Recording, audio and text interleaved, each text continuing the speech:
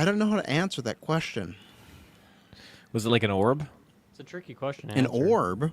Mm-hmm. No, it was like the ones like they're green. This is gonna sound weird, but they taste like Pepto-Bismol, which I really like. Can Can you like pronounce fresh that one more mint? time, sorry? Pepto-Bismol. Oh my god. Say it again. Please say that one more time. I can't hear you. You guys are cutting out. Pepto-Bismol? What is it? What is it? Pepno. Oh my god, you added like 2 or 3 Oh no, new- Pepto-Bismol. You added like 2 or 3 new letters to that. That's crazy. I did. You're having an That's- off-brand version. Yeah, I've been Pepto. drinking that my whole life. But hang on, let's see. Fresh, green mints. If I can bring them up, they are my go-to. They are. Yeah. Oh yeah. Here we go. This is because I love Fresh the taste of. green mints. Yeah, I love the taste of Pepto-Bismol. There you go. Luckily, I don't have to take that much because I feel like I'm not having the big stomach aches sometimes. Last time I had bad stomach aches was Dune 2. When I had to miss that review, that's when I was fighting for my life. But, of course, it's the smallest image in the world. Like, can you see it? Let me Yep. go to a different one. I know what It's- you're talking about. Yeah, right there. Yeah.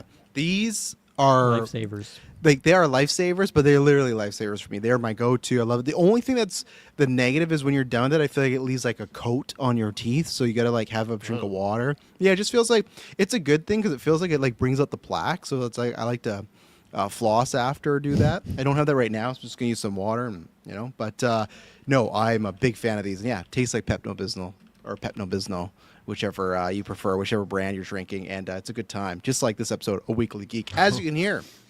What's up, Taylor? I was curious, like, do mints actually help bring out the plaque on teeth? Because I was curious that was actually a thing. Because I like eating mints too.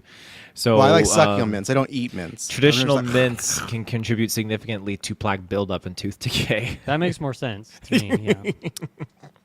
It's a good thing you're flossing. Like if Brush your there's teeth. things Oh, that yeah, are like big time. residing on your teeth, like that, they're not making it cleaner for sure. No, I just thought it was like maybe it's just the coat. Then maybe it's what Taylor's talking about. That it's just the residue. Luckily, I get rid of it. I'm gonna take a drink of water. But yeah. Welcome to A Weekly Geek. Blame Taylor. He asked me. I hit live, so we were ready to go, and I was like, "What you sucking on there? What you chewing on?" sucking on? So like, what am I supposed to do? So don't 1 stars. We try our best here. But this is Weekly Geek. I am the Omen Travis Snell, and I'm joined by Hey, my name's Dylan Muss. I'm the dinosaur man, Taylor Field. Dinosaur Man. Yes, we got a lot of stuff to talk about. This is like kind of like a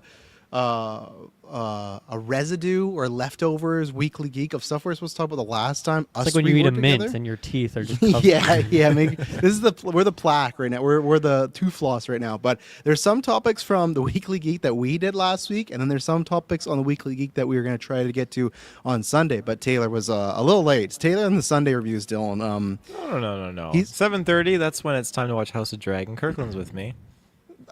That's a terror. We usually go live at 8. That's a terrible when we're trying to do like 2 casts and you're going. Kirkland live. messaged. I'll show you the message. He messaged me. It was like 5 minutes before 7:30. He's like, "I'm just starting the episode now." It's like, okay. Yeah, well, it was like a situation like tonight where I couldn't be on X-Men, but I'm like, okay, well, I won't be on House of Dragon. You guys got this. But by the time I was done, got home, watched the show, but kids bed together, saw nothing live there. These guys. So, yeah, some fun topics here, some stuff to talk about, trailers. I got some box office questions. I got a lot of X-Men because I did a trailer. I told you, but I got a lot of more rumors, guys. The X-Men casting pools, it's heating up. We are in casting season for the X-Men. I don't know. Some people speculate because of Comic-Con next week, maybe something's gonna happen there. I don't know if it's that per se, but I think in the next few months they're gonna be locking it down. And then I have some Avengers details, and I got a good question that me and Taylor were discussing. And I also want Dylan's thoughts on because it was a debate in the Marvel Discord. So that's a good stuff going on. Lots of things. Like I just said, these gentlemen reviewed X-Men. Dylan and Kirkland did some side quests. What were you guys doing in side quests this week, Dylan? I saw it, but I'm throwing it to you. We did a deep dive on the best and worst video game box art of all time. Oh, That was a fun topic. Yeah. was worst. I got nothing. Well, was the Last of Us one on there? This one? Well, not That's a all I video got. game box art, to be fair, but Yeah. no, I mean, there's a lot of great, there's a lot of good, there's a lot of bad box art over the years. It was a fun discussion. There you go. You can check that out. Like Taylor said, House of Dragon's happening. Review for the finale of Lestat this week. I'm going to ask these guys quickly about it, but I did do a Travis Told You impromptu today about the Batman news. I ranted for about an hour. I coped. I'm over it. We'll move on. And then Odyssey, guys. It's Odyssey Eve at the time of recording this. It's like Christmas Eve for me. We got a new Nolan movie coming out based off the Odyssey. My goodness, it's that's gonna be, I think, a juicy review. So look out for that. And then I don't think I'm missing anything else. So that's what we got going on. We got more stuff to talk about, more stuff links, more stuff to promote. GV Day, a bunch more stuff to talk about, which we will get to. I got to do a screen share because Dilmus and Taylor, I think Taylor has, because I feel like you dropped some meme. Taylor's been memeing a lot lately, but have you guys, which is the cover art for this, not the box art, have you guys seen the Avengers concept art poster that came out it was Sunday? Because what happened was there was some sort of like, I don't know what it was in Japan, some sort of convention or anime thing, whatever. But they did a Avengers Doomsday panel where we got a lot of details. We got more details after that. But we got this poster that dropped out here. And this is actually an official one. Of course, it didn't open up. Hang on. My God. But Dylan, had you seen this before? Sorry, I think I can maybe see gave it a glancing, a glance, but I don't think I've really looked at it. I wanted the big one, Taylor. That's why. I didn't want the one with the IGN ads and the articles and everything like that. So this is the concept art. Obviously, it comes out. I don't know what the poster is going to actually be. You got a lot of characters on there. I have a follow-up question, but Dylan, when you see this, when you just see this off the hop, how does this make you feel? How does it make me feel? Well, I think this is a kind of a bad-looking poster. I guess that's my first impression of it. Yeah. But the idea of these worlds colliding, I'm into it. It seems fun, I guess. And Doom's in the middle of it all, of course. Yeah, who do you see else is in the middle? Is that Loki? That's Loki. He's hanging out. He's watching everybody. Okay. So I like that. That's pretty interesting. That's a good thing.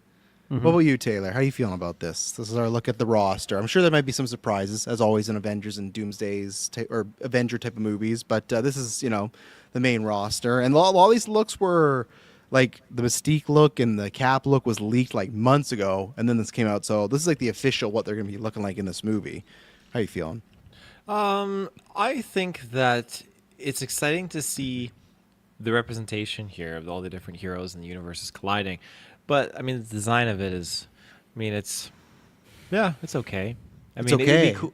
Yeah, I mean, it'd be cooler if they kind of really sectioned it off, where like, okay, this universe versus this universe and this one kind of colliding. But they had to obviously find a balance here because X-Men's a separate universe, Fantastic Four is a separate universe, and everyone else is all in the same universe, aside from Doctor Doom. I guess. You're telling me this is an official thing? They released this at the panel. This is Feige was Marvel released this. Yes. Feige was like, look at this. Okay. I feel like I'm being pranked right now, actually. I'm not. I swear my kids, like, this was released from the thing. So this is what I said. It confirmed a lot of things because there was stuff of Steve Rogers in this type of T-shirt getup. In this, like, it was a bunch of, I think we looked at some of them where it was actors, white background, and a bunch of photos, and they got taken down. And the problem is, and it's also a good thing, everyone's like, are these real? Are they AI? A lot of these looks are, like Steve with the shirt. This has got to be AI generated, I think, right? You think it's AI generated? Well, no, it's concept art, so I feel like it's like a mixture of assets and like touch-ups and stuff. Like I can after pull up the original concept art. Maybe I will for the original Avengers, but they always look like I've never seen Florence Pugh look like that. Is where I'm coming from. They have like a weird, like, look to them, a sheen to them. Because let me pull up the Avengers. Can you tell me who these X-Men are? Like, who are the actors portraying these characters? Hang on one second, just for my example. I'll get there. The more I look at this poster, the more my stomach is turning. Is what I mean. Well, that's why I just wanted to bring up. But like, look at this. I don't have like a full screen, but you see this right there. That's what the concept art was looking. Where it's like a weird. Okay, here I can make it bigger. Here we go. Oh my God, this is gonna look ugly. Someone zoomed in, and you gotta remember this is like 2012 stuff I'm about to show you. So maybe websites even back then weren't running. Yeah, exactly. They weren't running the greatest, but they always have this type of this look to them. I don't know what it would be, but you see where it's like that's Chris Evans, but it's like, it's not like, so they have like an animated sort of feel to it. Yeah. Yeah, so I'm just saying, like, Okay. There could be AI. Don't get me wrong. The Russos are big fans of AI, so it could be in there. But you're saying you didn't recognize any of these actors for? Well, so what? I mean, did we know that Channing Tatum was in this movie? I feel like I'm just learning that right now. He was on one of the chairs. He was on a chair? All these people are on chairs, so that's why I think the Okay, surprises yeah. aren't in here. But all of these are chair people. Okay, so we got. Sorry, is that supposed to be what's the guy who plays Cyclops again? What's his name? James Marsden. That's supposed to be James Marsden in that image. Is what you're telling me? You don't think it doesn't look like James Marsden? Not really. And Let me then pull- Magneto looks That's like. Magneto. He's got some longer hair. Okay. And then, Ian McKellen's also aged a lot, right? He's in his 80s, Yeah. you know. okay. The rest of them, it's like I can recognize, but some of the X-Men are looking weird. I will say that's been the reason I want to ask you guys, because I think what happened was this came out, and don't get me wrong, I've been on this bandwagon for a while, but there's a big debate with this concept art of not only it not maybe looking the greatest, but just like seeing these characters on paper was like this is the movie, huh? I don't think it has the same chutzpah that Infinity War and Endgame did, and I think there's reasons for that. But the X-Men team specifically too, that is a weird hodgepodge team, Yeah. right? Like you look at them, like Gambit never been on for us. He's never been on an X-Men team, right? So I guess you could say, okay, he's part of that universe. You got Magneto and Mystique, who are usually villains, but okay, maybe this go around there. You have Beast, but then you just have Cyclops, and he has none of his like OG. Like, there's no Storm. You know, there's no Jean around, Yeah. and then you always got Xavier, right? He's hanging out, but it looks I like didn't notice Nightcrawler hanging low there. That totally with the hanging gray low. hair. Yeah.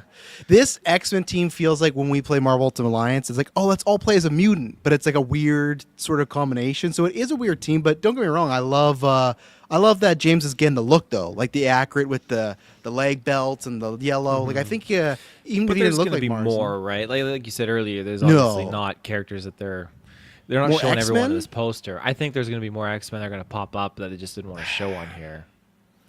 Maybe, but I don't think as Throw main Jubilee in characters. there. I don't think Jubilee. Who are you gonna get as Jubilee?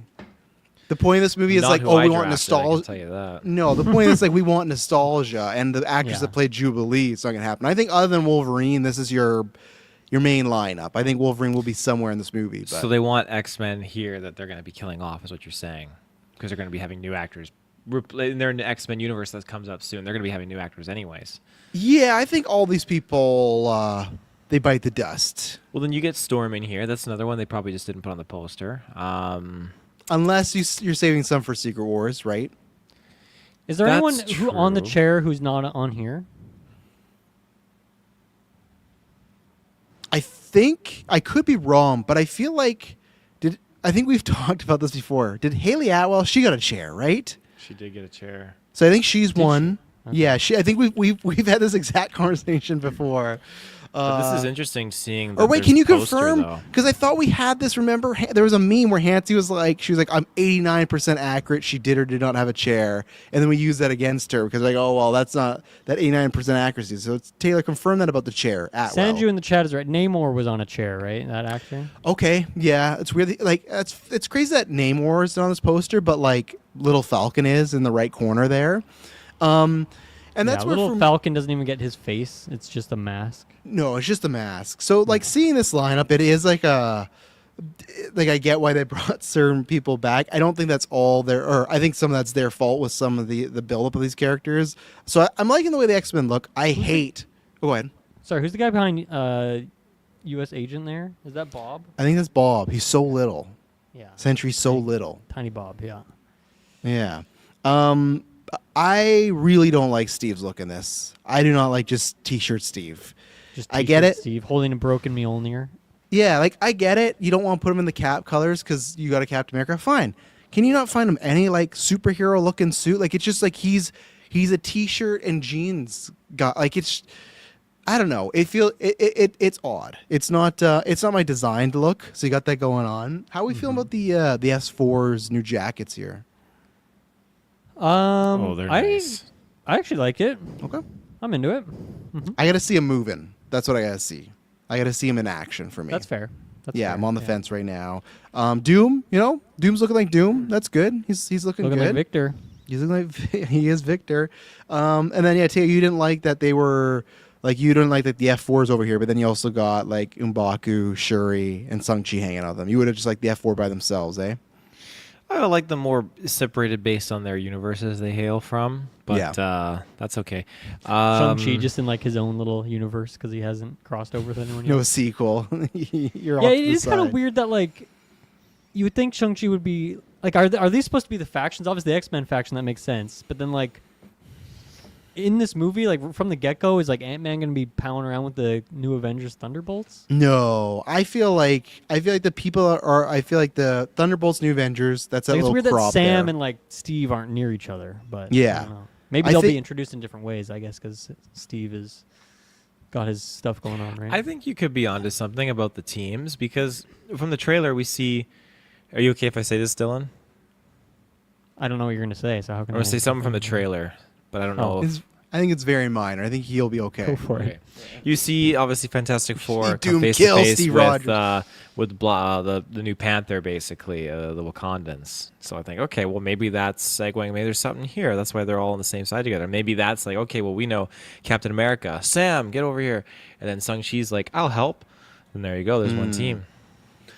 Yeah, I guess I feel like as much as we would want it, I think because it's rushed. I don't know if the actual, oh god, what's his name? Sam's Avengers versus Pugh's Avengers is really going to be a thing. I think that's what I kind of hoped, but I Yeah. don't think that's going to be. It might be like a moment and that's it. But I would not think Ant-Man would be on the Thunderbolts New Avengers team. I feel like the But- other people here would be on Sam's team that aren't there. You know? If you got the new Avengers, and then I feel like the new Avengers kind of has that kind of vibe to them where like, hey, oh, Paul Rudd's Ant-Man, here you go, like let's, we need some help. And then Paul Rudd's like, hey, I can go through the quantum realm and I can bring But back he's- Steve Rogers from the past because it's the same tech that Ant-Man was using, right? The Pym particle. So he goes Yeah, back, but he's pulls got a that relationship with Sam. Remember, Sam's the one that recruited him, so I feel like he's more True, tied maybe to he's Sam. got resentment. Maybe he's like, they were fighting each other, hard feelings, and on top of the Avengers base back in the Ant-Man movie. So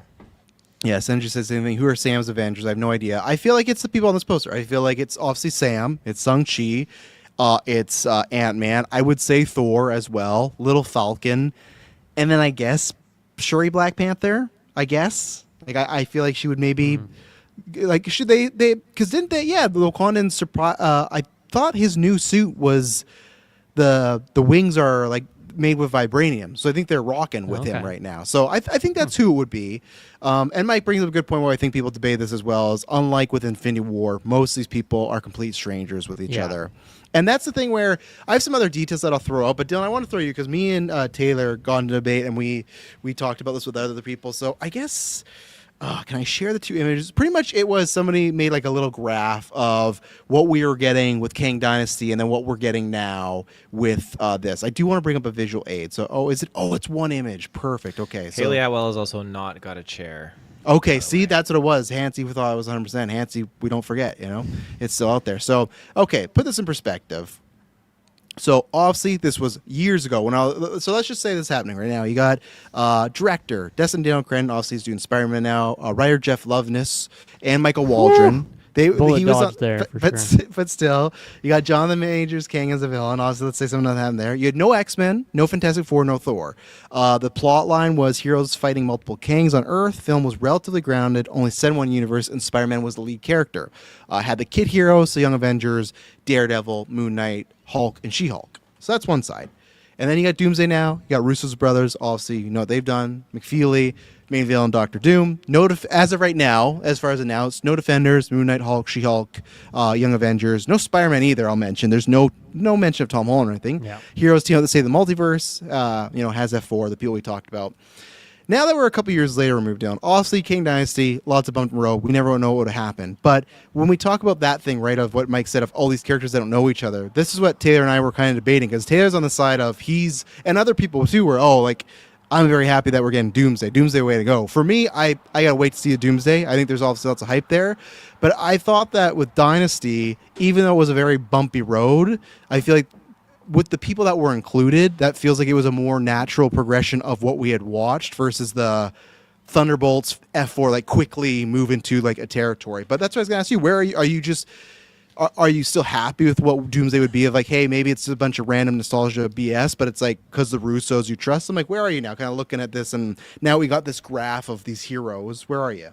Yeah, I mean, obviously, like, if we had the original plan of Kang Dynasty and all that, it feels like things would have been connected in a like much more logical way, and we wouldn't have that problem where we'd be if we were looking at the Kang Dynasty poster right now. I feel like we'd look at it and like all these different factions, and everything would like make sense and click together and be like, oh, we can see like the path, the A, B, C steps that we took to get to this point, and I think it makes sense, and it would kind of all come together in a nice way. But I feel like with Doomsday, it definitely is a lot more scattershot. It's nostalgia bait. It definitely feels like more. I mean, all this stuff is obviously like just trying to do big at the box office, but that definitely Doomsday just feels like, okay, I don't know. Let's just, what kind of things can we throw on a poster so people come back to like the Marvel movies after they've had a couple bombs here and there. So yeah, I mean, it would be so interesting to peek into that alternate realm and see what that future MCU would have looked like. But also, I feel a lot of other things changed along the way to get to the point of like what we are building up to with Kang Dynasty and whatnot. It also feels that we lost a lot of that momentum of, like, Quantumania was how long ago now? Was it 3 years ago? 4 years ago? God. It was a while ago, right? 23? Does that sound familiar? That's seems good enough to me, but it's Yeah, like because 22 was Multiverse of Madness, Thor. Yeah, because because after COVID it was Widow, Eternals, Spider-Man, and something else. And then 22 was Multiverse of Madness, Thor, and I think Black Panther. Yeah, I think 23 was the kickoff, right? Yeah, but even so then Kang was in Loki, which that was early on in Phase 4, right? Yeah. Like the introduction of him. And all that stuff feels so old now, and it feels like it kind of irrelevant with what we have. I mean, right now, the MCU is kind of just a mess, right? It's a whole bunch of random things, and they've tried to piece it a bit together with Thunderbolts and F4 and whatnot, leading us into Doomsday here. So hopefully they did enough groundwork, but it was definitely like scrambling to piece things together to make a coherent movie. So hopefully it is coherent. I think that's like really my only hope. And if that is the case, yeah, it'll be fun to see a lot of these people come back maybe one last time for one last ride and see some of these crossovers. And it'll be fun to see like the Fantastic Four in a big crossover movie. We've never had the opportunity to do something like that. So there's definitely still a lot of things to be excited about, even though it's definitely, without a doubt, going to be a messy movie. Yeah, so in the alternate universe, though, Dylan, like, let's say this all works out. If you can only buy a ticket to one, are you sticking with the Doomsday we got now, or are you open it with King Dynasty? It makes more sense. Like, if it changes nothing else in your life, and let's say the bad stuff didn't happen, or let's say they even recast Kang, right? They got a new actor, whatever. As you saw in X-Men, they're tinkering with stuff. What do you buy the ticket for? I'd probably get the Doomsday ticket. Doomsday ticket? Okay. So I'm going to King Dynasty. But so it's like 60-40. I feel like it's not too far off. Yeah. I'll do that because I know Taylor's in the Doomsday category, so I'll let him defend it in a second. For me, obviously, again, throw out the other stuff. One thing is with Kang. It's great that, like I said, with Loki, it would have been nice to have that villain because everyone always said, "Oh, it makes no sense where we're going." They literally set up of, hey, Loki and Kang. They talk about this multiverse war. They from that show on, it's like this guy's coming. Look out, right? I would have much preferred seeing that through versus we just getting to Doom with no introduction, right? Okay, we got I Am Victor in F4, but it definitely feels like a break glass, like everyone loves Doctor Doom, right? I hate that it's obviously Danny, but I hate that it's just like a thrust upon us. Even Thanos, he wasn't in the MCU that much, but he was in 3 movies before. We learned a little bit about him in Guardians. This really just feels like, all right, put him in there. Where at least Kang, there would have been some build-up. I agree, and Taylor will talk about it, that obviously Phase 4, but more so 5, has been very rocky, right? So I can see why they look at these projects like the Young Avengers or Moon Knight and they go, well, do we really want these in the Avengers? But for me, I go, well, if you put out King Dynasty and it still sucks, then you go, you know what? Let's move on from those characters. We got X-Men coming. We got F4. Let's, whatever. This phase saga didn't work out. Let's wipe our hands of it, right? With Avengers Doomsday, if this doesn't work, it hurts the original phases 1 to 3. It hurts like Cap's story. It hurts the stuff with Downey and Iron Man. I think there's more collateral damage with Doomsday if it's bad versus King Dynasty. King Dynasty is just like, okay, we move on, and that didn't work out. And I think there's a bigger...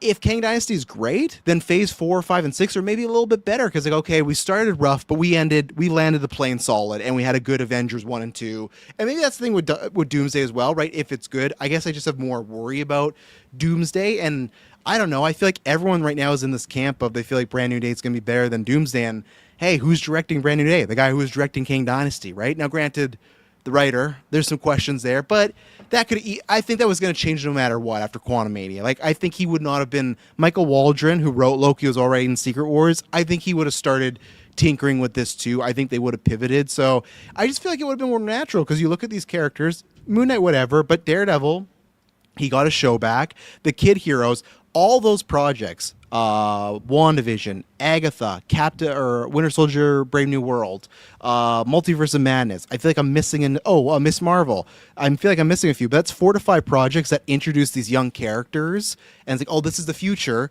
And now we think they're not even going to be around, right? Mm-hmm. And like someone pointed out, Sanju said, in that photo, there's no one under 30. I talked about this, God, I can't remember when, but maybe it was offline. But they had, before they showed this poster, they had like a hype video, and it was Evans, Downey, and Hemsworth all back together, and they're talking about being excited. And I just looked at it, I was like, man, it's been almost 2007, so it's been 9 years, or it's going to be 8 years, and these are just still the same 3 guys we got that are the face of the Avengers movie. And it's like, we've done nothing. So again, it's like, it's a great option, like throw it out there.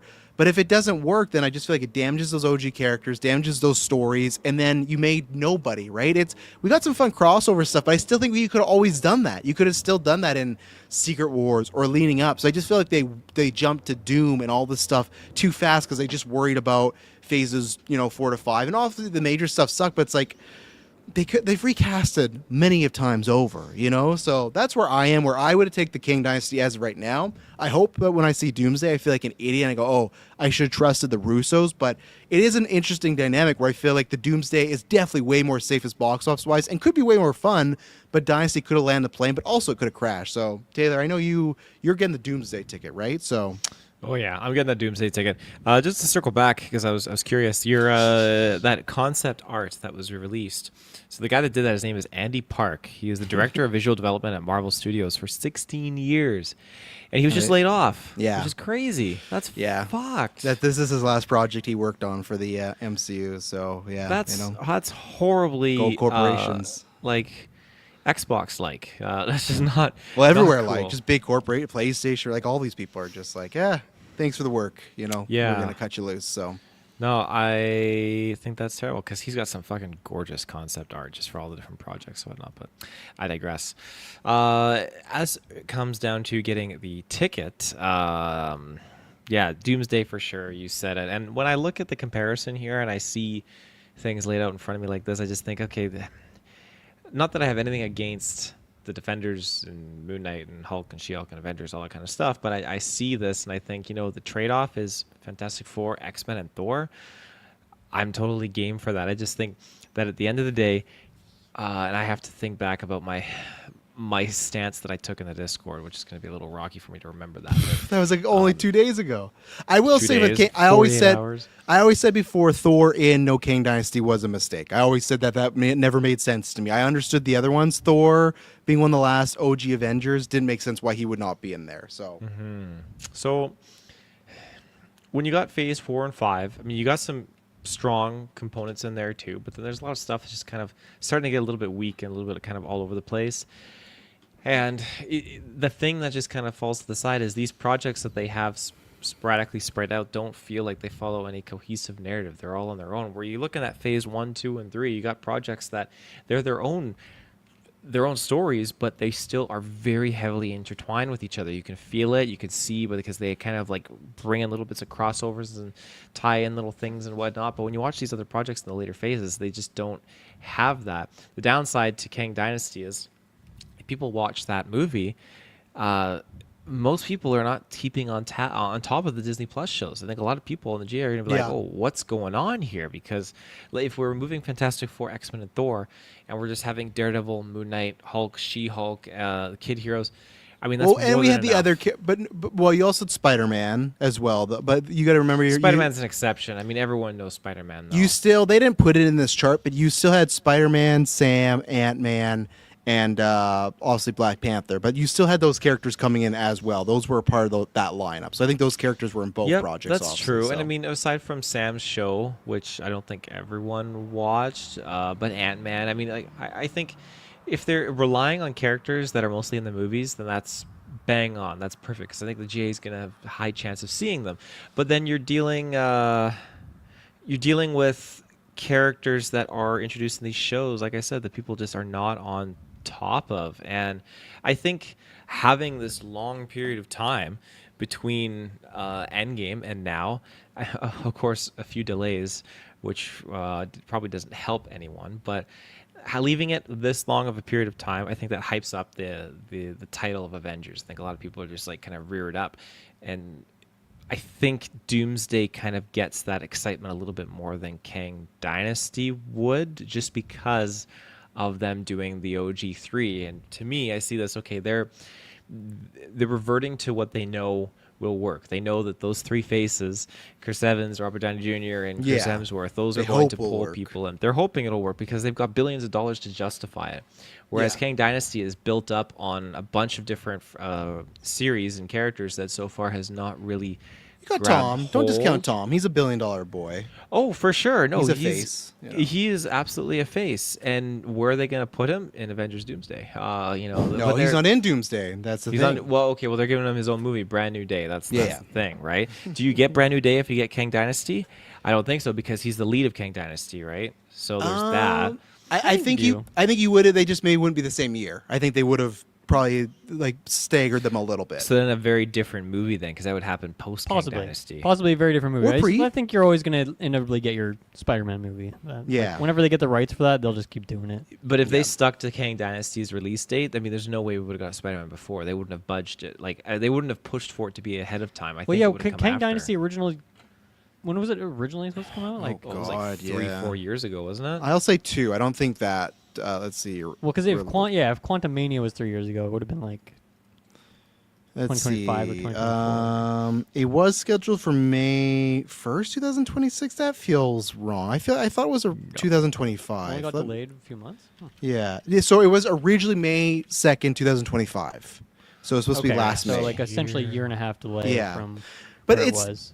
the Spider-Man thing's tough because they could have easily just been like, well, we'll just not do it because we're waiting around for Avengers, right? They could have easily said, hey, we're doing 2025. We got to get going on Spider-Man. I feel like with the Avengers issues, it kind of gave them time to like sit and kick rocks and be like, we can wait. Because I guarantee you, Sony, the rumor is Sony always wants Spider-Man movies within 3 years. They did not want to wait 5 years for another Spider-Man. I think something else happened in between that, whether it was Tom's schedule or them.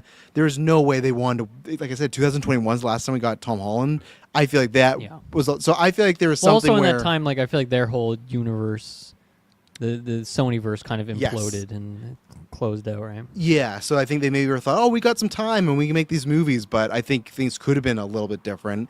And Taylor, do you, because I made this comparison to you, do you not worry that with Doomsday, if it, let's say it takes the crashing route, do you not think it's like a Force Awakens, The Last Jedi, and Rise of Skywalker situation where Force Awakens is a great start, but now it's like a weird movie to watch because you know it falls? Like I still love Force Awakens, but it's a tough gauge to go, just the two messes that fall after. I don't think it's the exact same, but then those old movies, when you watch them, it's like Scrody, right? They've never confirmed this, Yeah. but if you were to go back and know that, that guy in Infinity War and Endgame, that's not really Rhodes, that's a Skrull. They've never confirmed it, but if they do ever, it's like, that kind of sucks. And I feel like That's there's damaging. things that could happen. Where Kang Dynasty, I don't think would damage the big stuff. It might damage the new stuff, but not the big stuff from the past, which is You have to always my remember that the worry. writer was supposed to be Jeff Loveness, and so I think this movie could have screwed with a lot of those storylines based on what we see from that guy before. It could have, but I just mean like with those faces not being in there, it would have been maybe a little less like if Evans But isn't maybe it around. ruins like or Daredevil. Downey. Maybe it makes like Daredevil like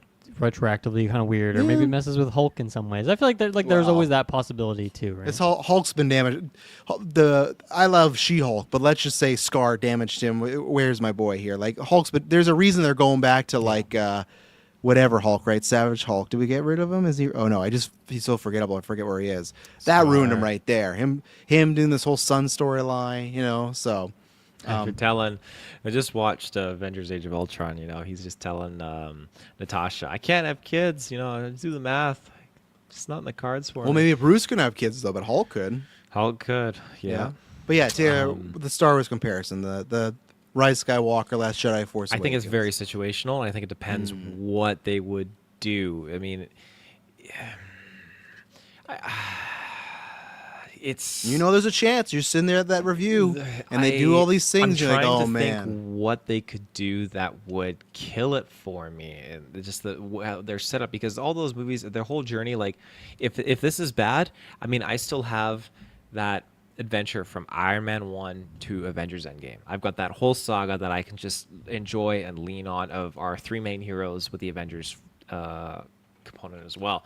But now here it's tricky, because I'm wondering, okay, like, at what point does this story tap into? Is it going to go back in time? Is it going to be post Endgame? Like, where is this going to kind of fit into things here? And like, if they're bringing Chris Evans back right after he's landed with Peggy Carter. That's and having definitely a the life. big one. I feel that's the potential biggest red flag that they could really mess up a lot of stuff. Yeah, with, so like you know? they bring him out of retirement, and I mean, the way I see it, like, this is where this movie has to take place in the middle of Endgame, because in the middle of Endgame. this is how it has to work, right? Because you have Now- Steve. now we're getting really risky. young Steve goes back in time to return the shield, right? He's like, I'm gonna kick it for a little bit. He stays, and he's shacking with Peggy Carter. Yeah. And then now you have him here pulled out of that timeline, or pulled out of that period of time. Yeah. And then we have to remember, whatever happens in Doomsday, all the stuff, that end result, though, concludes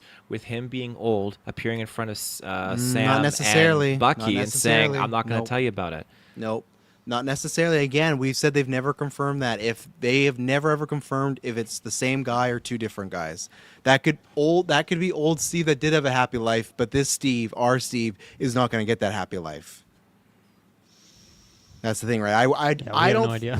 I don't think you're going to end up with old Steve. I really don't. I think they're going to throw that all out the window and like wish wash it and like. But this is time reboot travel away. Steve, not multiverse Steve, right? How are they different? Because in Endgame, they make that the same thing. Time travel is a multiverse because they said every time you time travel, it's a branch, right? It's a branch, but then he went back, he left the shield there, and he closed that branch. Or I guess brought the stones back, so he closed that branch. Or did he? Did he? You know, we don't know. Hopefully he did, but We'll ask Adam Park before he leaves the company. Adam Park. Oh yeah, because he Andy would Park. know. Yeah, I think they'll answer some of those things, but I think with him, there's a red flag of happening. I think there's also a chance you make Sam look like shit, and everyone just wants Chris Evans back. Don't people want Chris Evans back to begin with, though? Sure, I guess. I personally don't, because I was very happy with how the story concluded. I don't need more. I do think there's stuff, and there's scuttlebutt of stuff with him and Peggy. I think a lot of that is true. That's going to really hurt their characters. And then I think always Downey. That's like a big. That's two red flags waving you right now. Like whatever hubbubaloo they do with him and his face, and why does he look like Iron Man? Like I don't know. There's some riz faster there, you know. So It's gonna be a mess. No yeah. doubt So about it. Mike says, would you guys prefer it if a lot of them met off screen or met for the first time in the movie? Dylan. Jeez. I don't know. Maybe I guess you could do a couple like smaller ones off screen. Like Shang-Chi like knows a couple people, and then Yeah. like they meet up with the F4. So maybe some of them you could do, but I think for the big juicy ones, you'd obviously want that to be an on-screen moment. Yeah, I'm for that as well. Obviously, it's weird to make this comparison. Can you pull up the poster if you're done with this thing? And you pull up Yeah, the sorry, I can pull it poster? up. If it's a weird comparison, but to me, one of the funnest things in the original Avengers was all the 6 characters meeting for the first time, right? So I think you do that here. Obviously, this is more than 6 characters meeting, but that's what I would do. Is obviously you don't need to do the X-Men; they know each other, right? And the Gambit, we can do off screen, I guess. Him getting introduced to the team. yeah, exactly. You can just say he's always been the team member, right? That's all we need. Yeah. But like, Does he still talk the same?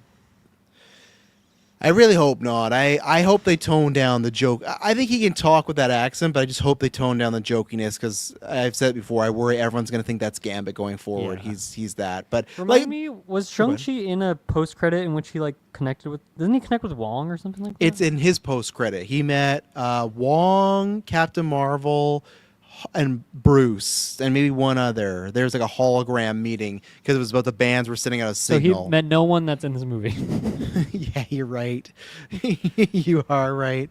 I can assume he met Cap though, like it's Sam's Cap, right? That's what I mean. Like, so you know. maybe he and like Sam, like maybe they already know each other. Maybe Shuri's in the mix there. She's like met than before. Yeah.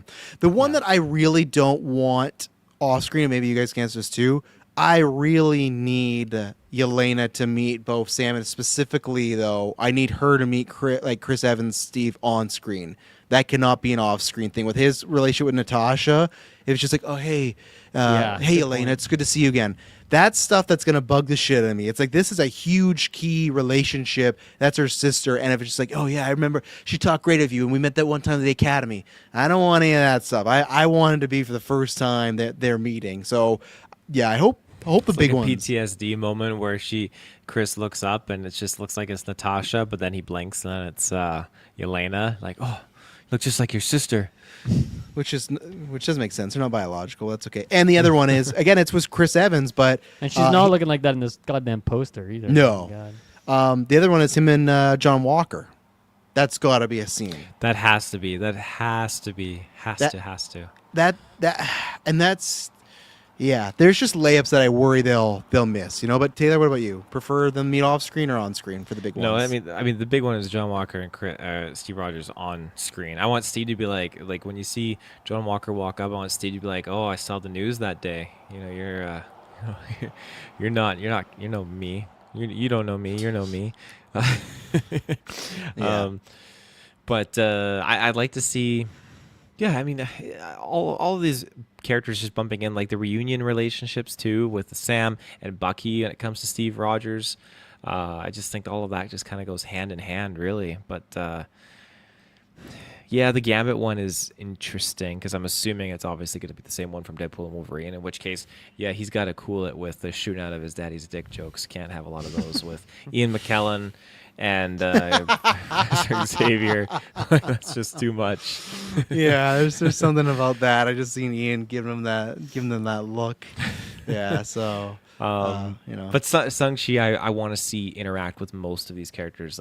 I want to see the first introductions with him because he's dying just first 5 minutes. He's a Phase 4, Taylor. God, Sorry, no. we gotta make Shang-Chi, room. That was a good movie, and he got set up on the Kang Dynasty narrative that they're just not pursuing anymore with the rings speaking to someone or whatever it was. The signal of the rings, right? That's what they were kind of Yeah, the alluding to. bands. Yeah. The bands. Super Mike says a couple comments will highlight here. Taylor, that's because no Avengers movies in Phase 4 and 5 big as fuck up, which I think we all kind of agree that there should have been one earlier. That could have saved a lot of 4 and 5 issues if they put out a banger Avengers movie of the new team even before Kang Dynasty and everyone really liked it. I think people would have been happy, and then you would have people be like, oh, I'm going to go check out that Disney Plus show. I'm going to go watch that movie. Because I know when I went to the Avengers the first time, there's tons of people like, I don't give a fuck about Captain America. Like, he's lame. And they didn't see that movie, right? But then after the fact, okay, he was in that movie, and then Winter Soldier, and then Age of Ultron. And I always mention this too, Taylor. You and me were more, I think people are growing to like it, but I feel like I was in the minority of really liking Incredible Hulk. But then in Avengers, when that movie came out, everyone loved Hulk in that movie. They were like, oh, he's such a scene stealer. He's doing all this fun stuff. So that's why you can do that, where if you can put these characters in a big team up, you can highlight someone that maybe had like a bad outing. So, yeah, I think they dropped the ball not doing just any sort of Avengers movie. So let's say you get the Avengers out, for a Phase 5.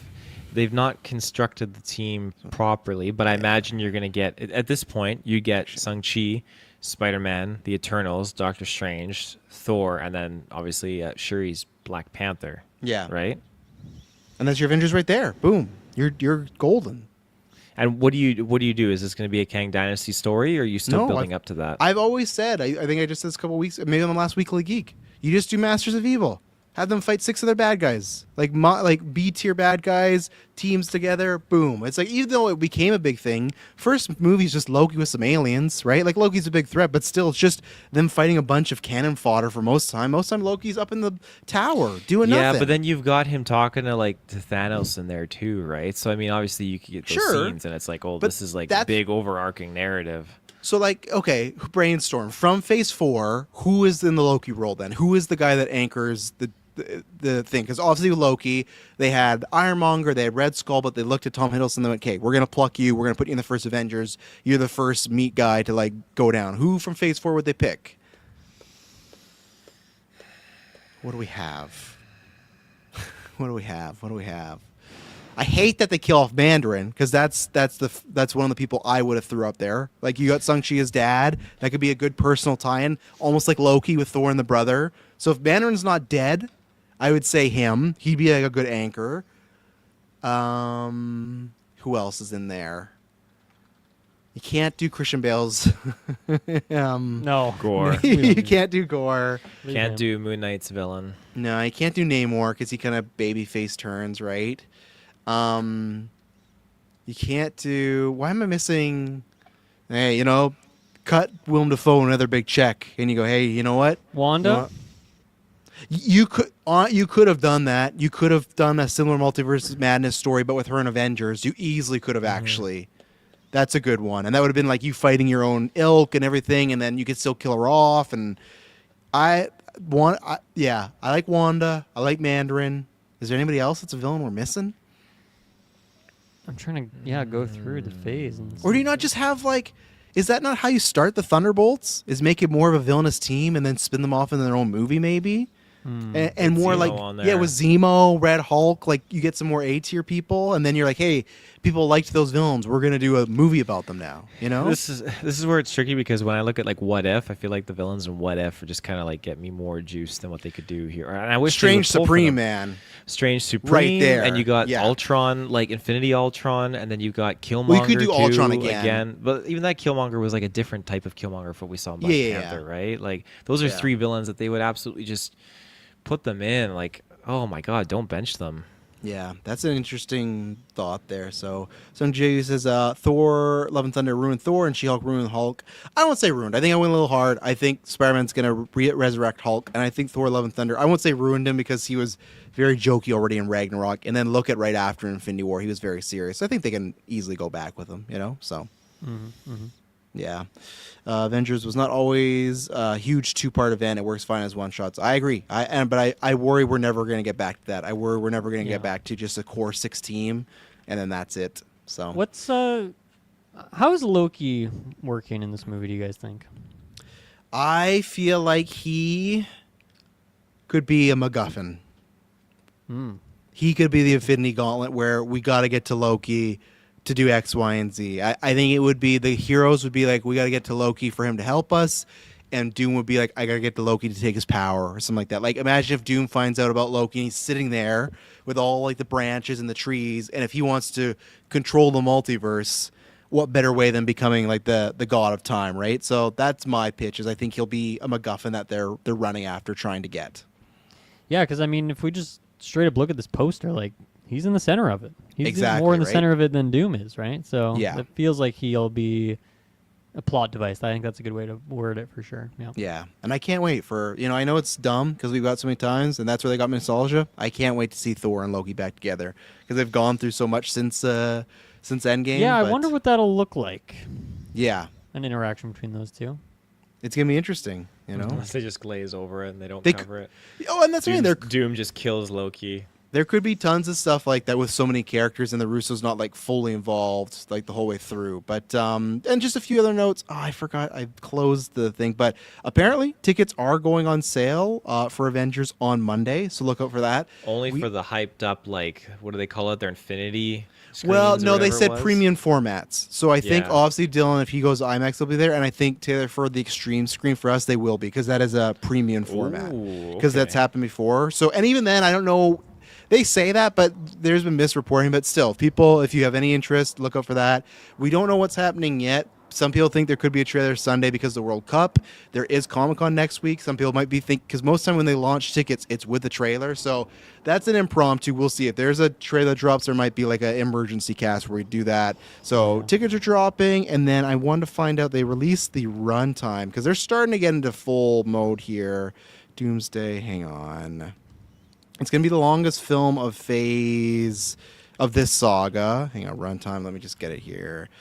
2 hours and 45 minutes. So almost Nice. 3 hours. Hell yeah. So longer than Infinity Bring it on. War, just under Endgame, which I think you need. So, yeah. we're gonna find out, and yeah, there'll be a trailer within the next week, so it's gonna be interesting to see how it all comes Pretty cool. together. So, Like a new trailer, or are they taking the 4 trailers and combining them as a trailer? no, it's gonna be the new like official trailer. I Nice. think because I think they probably want that attached to Spidey, right? Yeah. Like, there's no way you don't do that. And the rumor is we might be getting a new Spider-Man trailer Thursday or Friday. So again, Whoa, buckle double up. We'll up. see. Yeah. So let's take an ad break, and then we'll be right back.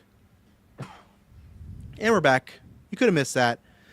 We got tons of stuff coming to Patreon. Always, we got the ad-free content. So this episode, every episode we do, ad-free. 11 years worth of a backlog of catalog there. Lots of good stuff.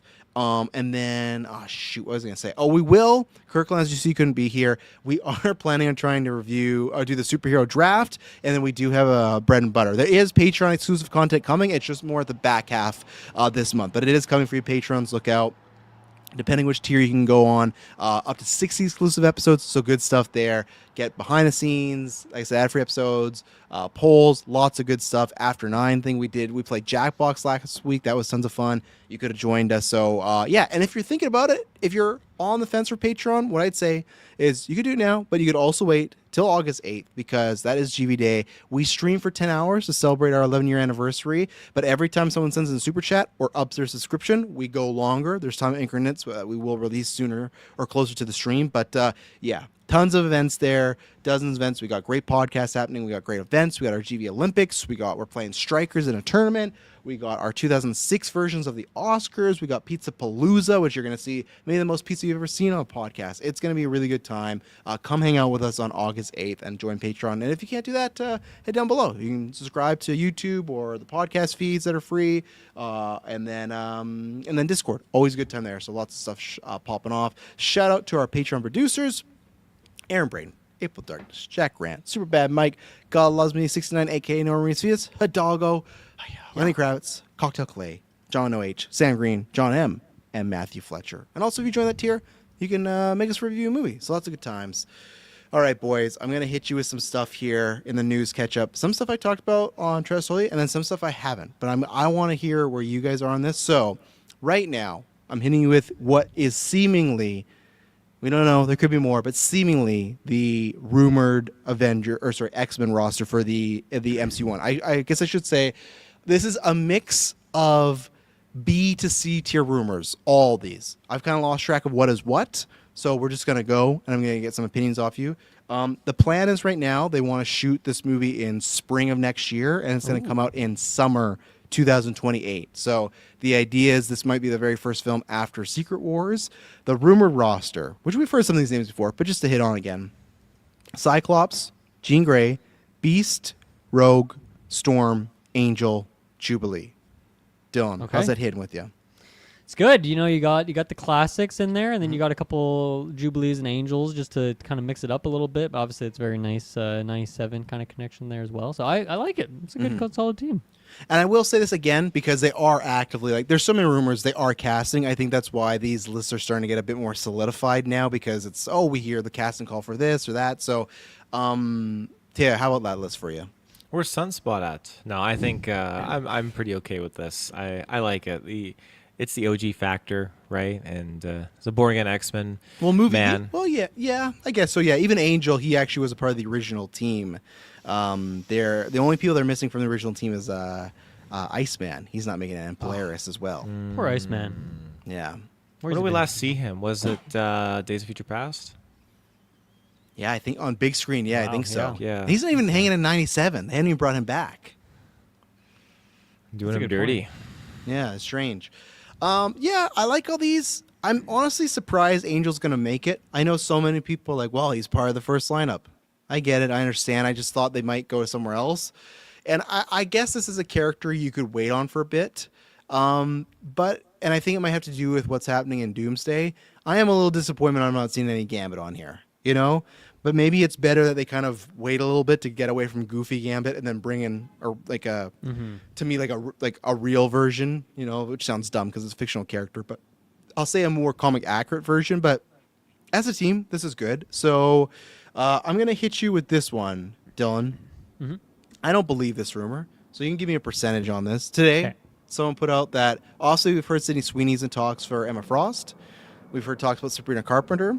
This to me is a monkey wrench. Doesn't make sense to me, but someone put out that Margot Robbie is in talks for Emma Frost.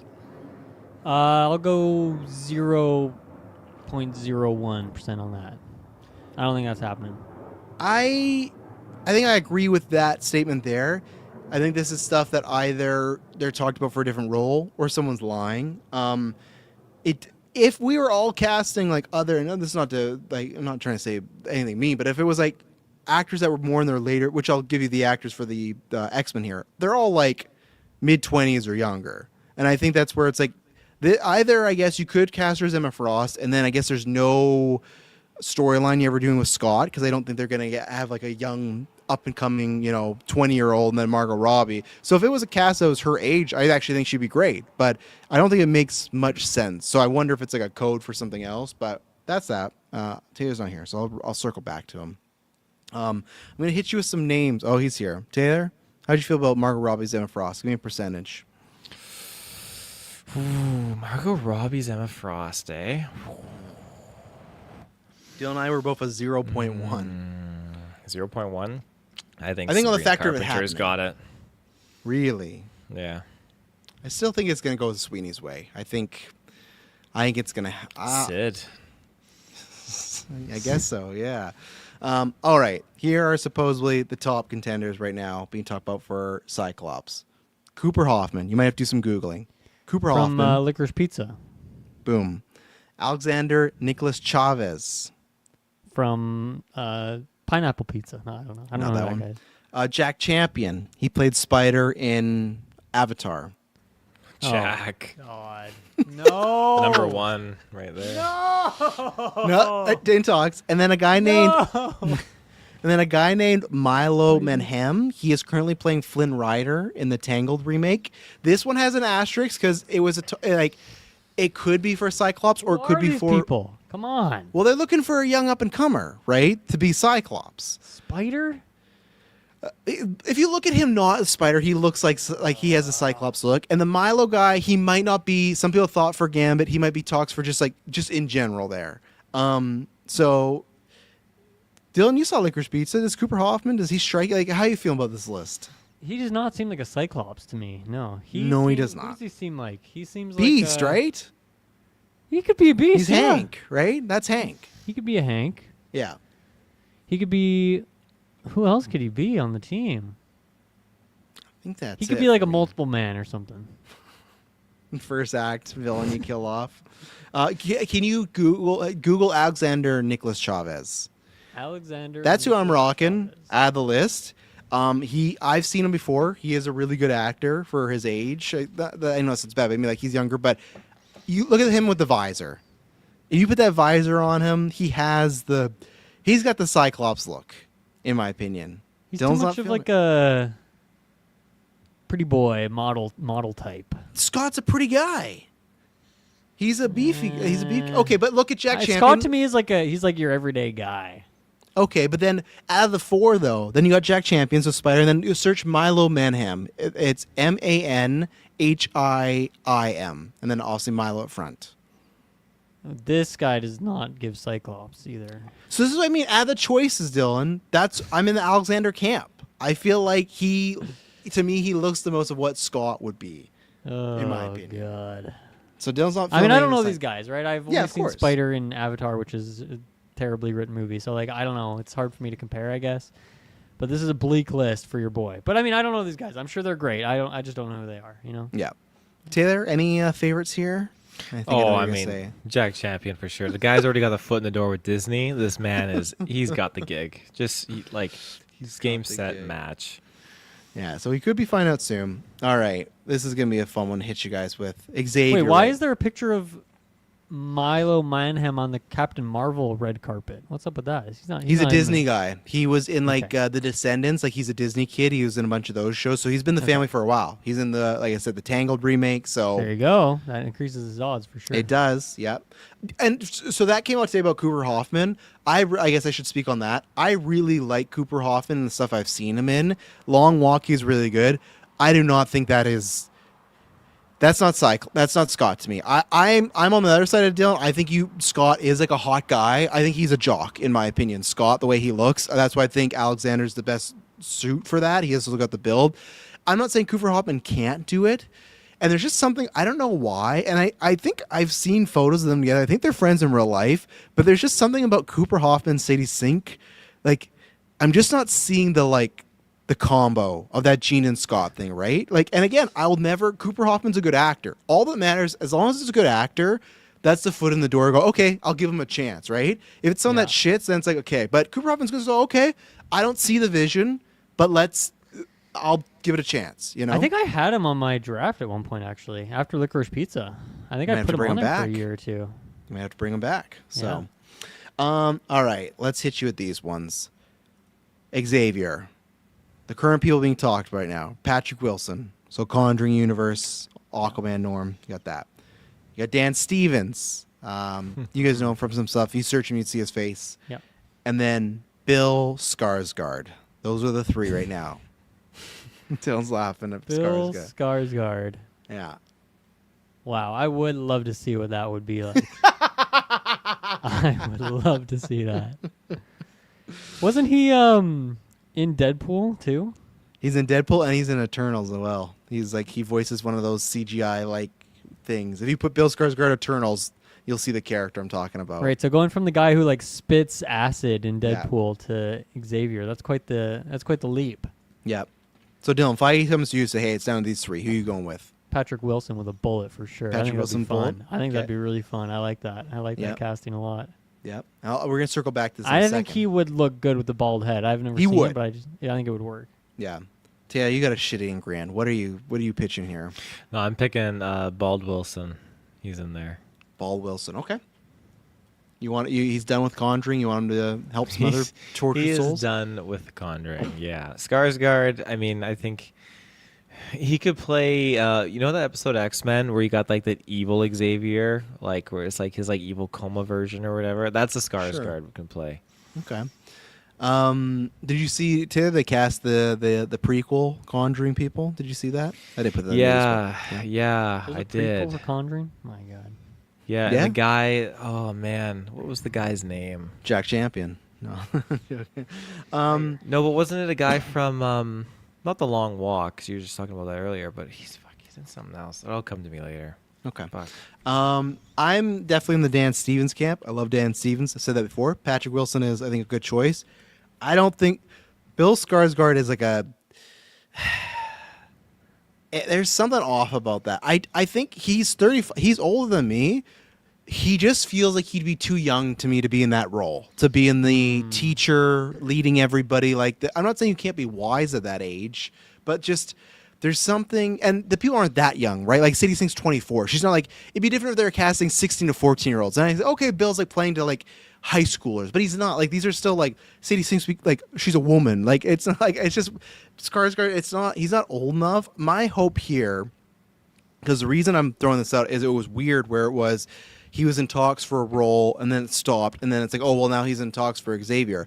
My hope is, and there's no more rumors right now at this, my hope is that maybe he talked about Xavier, but they'd go, you know who you'd be really good at is Sinister, and they move him over there. The same way Nicholas Hoult auditioned for Superman, but then he got Lex Luthor.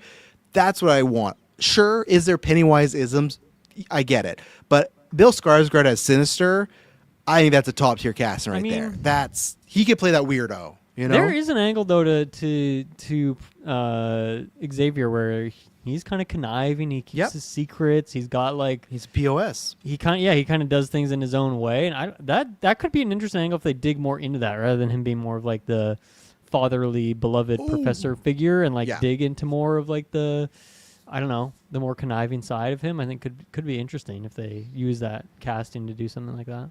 I agree with you. He has that, and I definitely want that for Xavier, because in the movies, they never really touched upon that. He was always like good guy Xavier. He did a few shady things, but they should touch on multiple times the team was like, yeah, fuck this guy. You know, like he's kind of a jerk. But now this one, I want your guys' opinion, because this was a bomb that dropped on the timeline a couple days ago, and I don't know if this would impact your Xavier thing, but right now, apparently it seems like, and we've been here before, he talked about Reed Richards, but it seems like there's a couple scoopers that are higher tier saying this might be locked, but nothing official, right?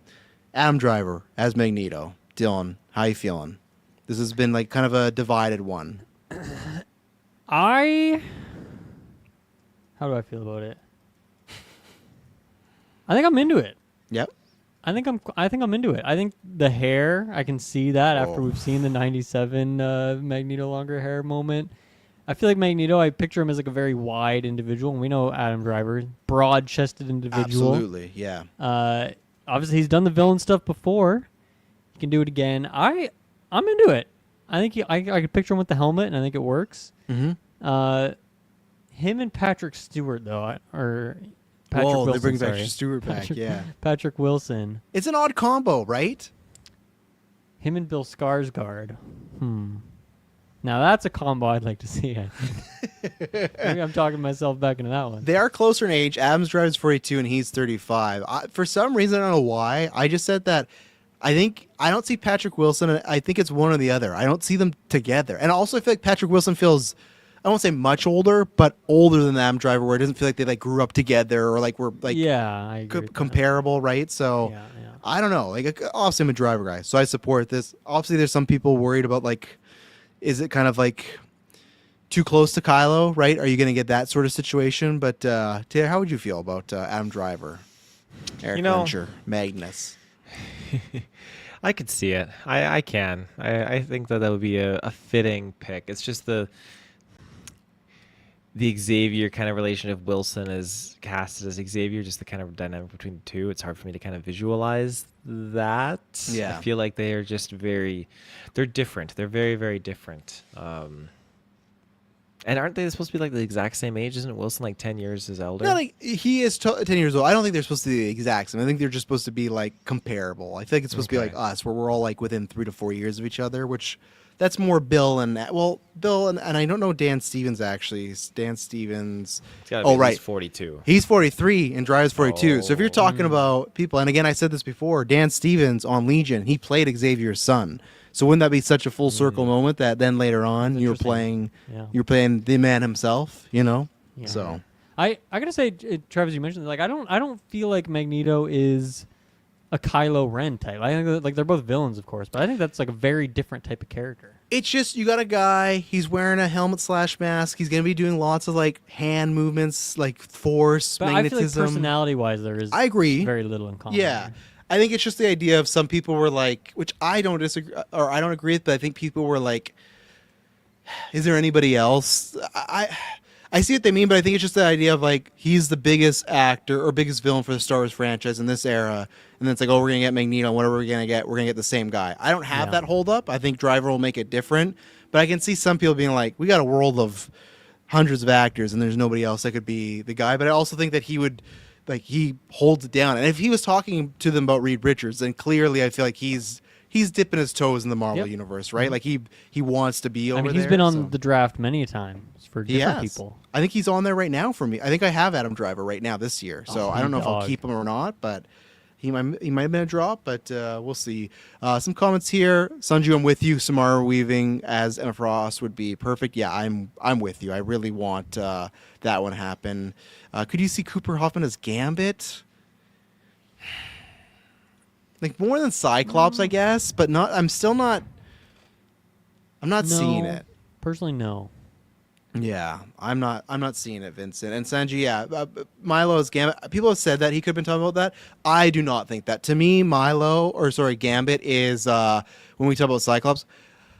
This is not going to be trying not to be offensive. Gambit's like ruggedly handsome. He's like he should not look like a pretty young guy, in my opinion. He's too old for it now, I think. But like the vibe Austin Butler has, that's who you should be looking for. Is a Austin Butler type of. He has to be like younger, but a handsome type of man. He's grizzled and he's got the stubble and he's like a bad boy. When I look at the photos of Milo, I could be wrong. I just don't get bad boy vibes. You know, I don't get that going on. Yeah. You know, so you know, we'll see. So. Yeah, that's about it there. And then the other news I just wanted to ask you guys, Taylor, I'm going to start with you because you always have something going on in your mind. So if it's quick, you can just say nothing. You move along. If you have something, Batman 2 delayed 2028. Taylor's already got a shit-eating grin. He's always got something to say about Gunn or Gunn's wife or Power DC. Oh, but I was making the memes today. I was riding that high. That was, to be fair, and I said this to Travis.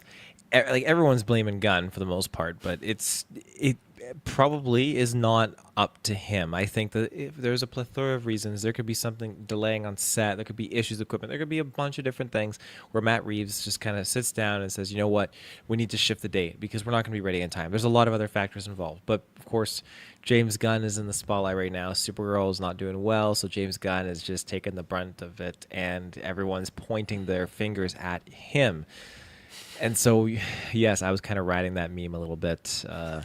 You're just stoking the fire. I was You stoking the understand the fire. man's troubles, and you're just like, yeah, take that, James Gunn. I was definitely, I was enjoying it a little bit just because it's fun, and yeah, I do kind of poke the guy a little bit when it comes to. And to be clear, he's never actually tweeting at James Gunn or anything. It's all just within our Discord. So Yes, I'm not. I think if you're doing actually that, that's calling where the you're guy weird. or- Yeah. Yeah, no, I'm We're not. I'm not doing that directly to him. No. This is just in our own private Discord. That's absolutely right. The Batman being delayed is unfortunate, and I think it's absolutely fucking hilarious that like new trailer, and you watch this little teaser. At the end of the teaser, 2028. It's like, oh, what a fucking slap to the face. God, I feel sorry for you guys. I really do, because you've been waiting at least 6 years now for this goddamn. Well, it's gonna be movie to when it come comes out 6 years. This is the fourth Yeah. delay. The movie was originally supposed to come out 2025 October. Just cancel Yeah, it. What are we that's doing? just cancel it. That's just, it's so brutal. It really, really is. But I think that there's, this movie's gonna do well. And like, you guys have been all hyped for the snow and the Batman combo, and seeing the snow falling around him in here is pretty sweet. And I mean, when you think about it, I'll try and make this sound a little bit better for everyone that's just crushed about a 2028 release date. We're already halfway through July. Soon it's going to be August, and then we got like less than 5 months until December ends, and then we're in 2027. I mean, this year's moving fucking fast, everyone. So once we hit 2027, then boom, we're getting trailers. We're getting trailers for the Batman, and that hype builds. And it's only a 4-month delay versus the last times where it was a year, right? Now, it granted, was October to what was October the new to date? October to October to February. It's always been To February, right. Yeah, it's always been kicking it down on October. Now, granted, I could just be sitting here and we'll be talking about delay again in 6 months. But my hope is that it is only the 4 months, and there's things changing around and stuff, and hopefully it's coming out. And again, we don't know, but there was stuff about Matt Reeves in the middle that had some like health issues going on. So again, I think there's a lot of stuff that I feel like when this movie comes out, we're gonna learn of like, hey, this happened and then this happened, and then and again, Warner Brothers in the process of getting bought and everything. But Dylan, you're somebody that really liked the Batman, but I feel like you said before, you're like, oh, with these delays, I'm getting a little less excited. I feel like it has to be like zero excitement. It just feels Yeah. like it feels like vaporware fiction at this point. It doesn't feel Yeah. real anymore. So I don't know. When I see an actual trailer and a release date set in stone, then I'll start getting excited. But for right now, it just feels like, what even is this thing anymore? Just cancel. Let's just move on with our lives. I don't know what the process is like in terms of who is getting paid through all these years and all these delays, but I just can't Yeah. imagine this movie's like not gonna have some stupid budget because of all the delays and things like that they've done over the several years. It just seems kind of crazy. I think the only thing that saves them is the other times they got delayed, they've never been in like filming production. It's always been just like the pre-production or script writing stage, which I think they just pay them based off like what they hand in. So at least this is the only good thing about this one is the other times they were delayed, no filming. We know they're actually filming right now. So it's like Yeah. there's stuff going on, and I don't think it's ever going to be like a Batgirl Do they situation. greenlight another one though, or are they like, this is kind of a mess. Let's just stop here with this. Matt I Reeves think stuff? that's the idea, but again, where is Warner Brothers going to be in 2 years from now? So exactly. it's like It's scary stuff, man. I'm taking the reason I'm happy it's filming and this date, and I don't want to be pessimistic. The reason I'm happy is I'm preparing myself just to get number 2 and call it that. Like if something happens, we get a third, great, but I'm just going to go, okay, I'm happy that we'll get a sequel, and I'm just telling myself to be happy with that. So then I'm not disappointed that day it comes out that part 3 happens. But again, we don't even know where Gunn will be. Yeah. I want to ask you, because you're a good example of that, but for the larger general audience, so we're talking in the Discord, do you think this would help or hurt box office? Do you think it is like a case where people go, oh, you know what, it's been 6 years, I'm kind of over this? Or do you think it's like an Avatar where, oh, we've been waiting for so long and it's going to blow up because of that? Because we've seen examples of both, right? Of movies bombing. Yeah, and I don't movies, think it'll blow up. I mean, I guess if it's been that many years since like a Batman movie, people don't naturally be that interest there. But I think a lot of people will be probably kind of checked out, especially because like the rest of the DC is kind of just bombing. It seems like so. Yeah, a little bit of a mess there. Yeah. Yeah. Taylor, does it help or hurt it before we move on? I think it helps it, to be honest. I think it's for sure getting at the Avatar effect. I think you've got Rob just popping off with movies right now. Like Rob. Robbie. Like he's doing obviously the Odyssey, right? That's that's going to be a huge one in the portfolio. Everyone's going to be talking about that. And then, I mean, what's his next movie that he's got coming out? What was the one? Dune. Dune, and then he's got Chris another Hansen one, movie though. too, where How to Catch a Predator biopic. Yeah, like Yeah. he's got some really nice portfolio pieces that are just coming out in the next year, and I think if anything, it's just going to be sprucing up. I think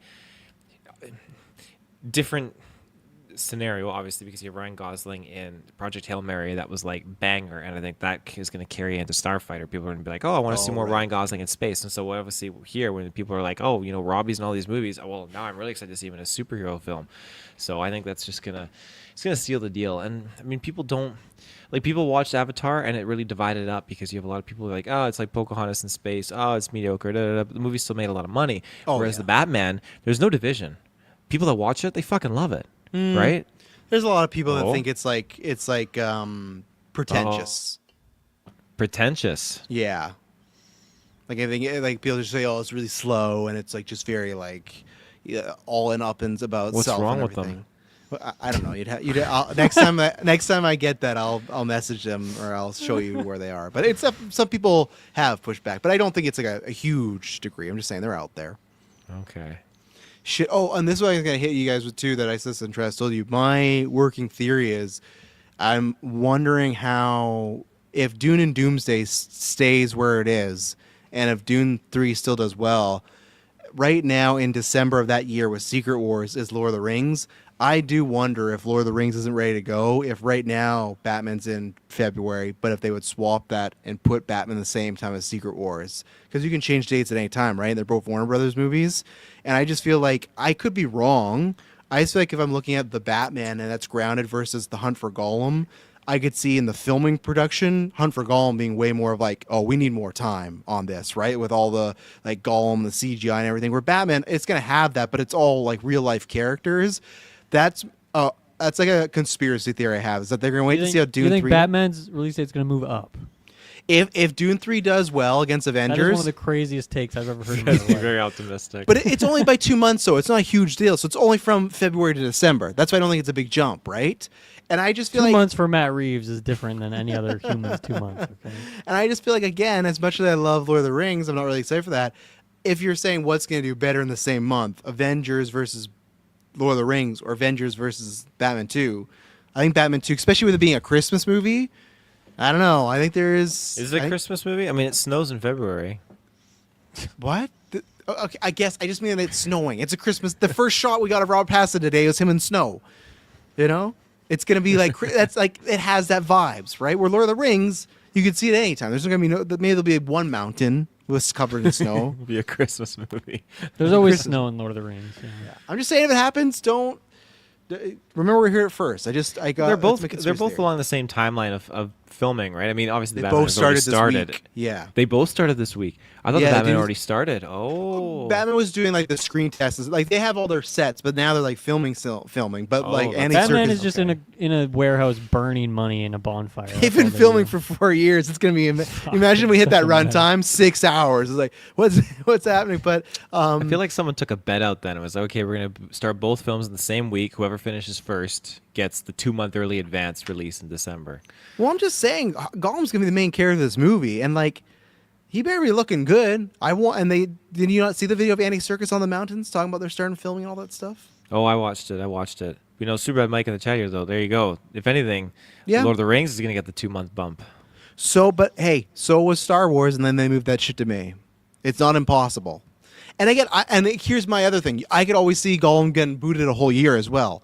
I'm just saying, like, those movies have a lot of time. Like Gollum, Yeah, he has but to the look thing good. is, with Lord of the Rings movies, you don't have James Gunn attached to it with his universe, right? And I do James think Gunn that needs to stay away from the Batman. He needs to stay the hell away. I think if it I hear plays him a tinkering hand. anything with the Bat, I'm done on Gunn. I'm done. He can be on the red carpet. He can have his name as a producer. If I hear anything about him giving Matt Reeves notes, I think I'm outta here. I think, and maybe my opinion obviously would have been different beforehand, but when you start sharing that post about the creative difference between just one version of Supergirl versus another, I think, okay, well, maybe there is some room here for James Gunn to start meddling in affairs that he shouldn't be.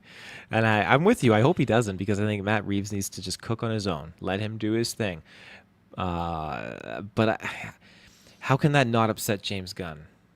Right? It has to get under your skin. It might not upset him if somehow. he's not even there.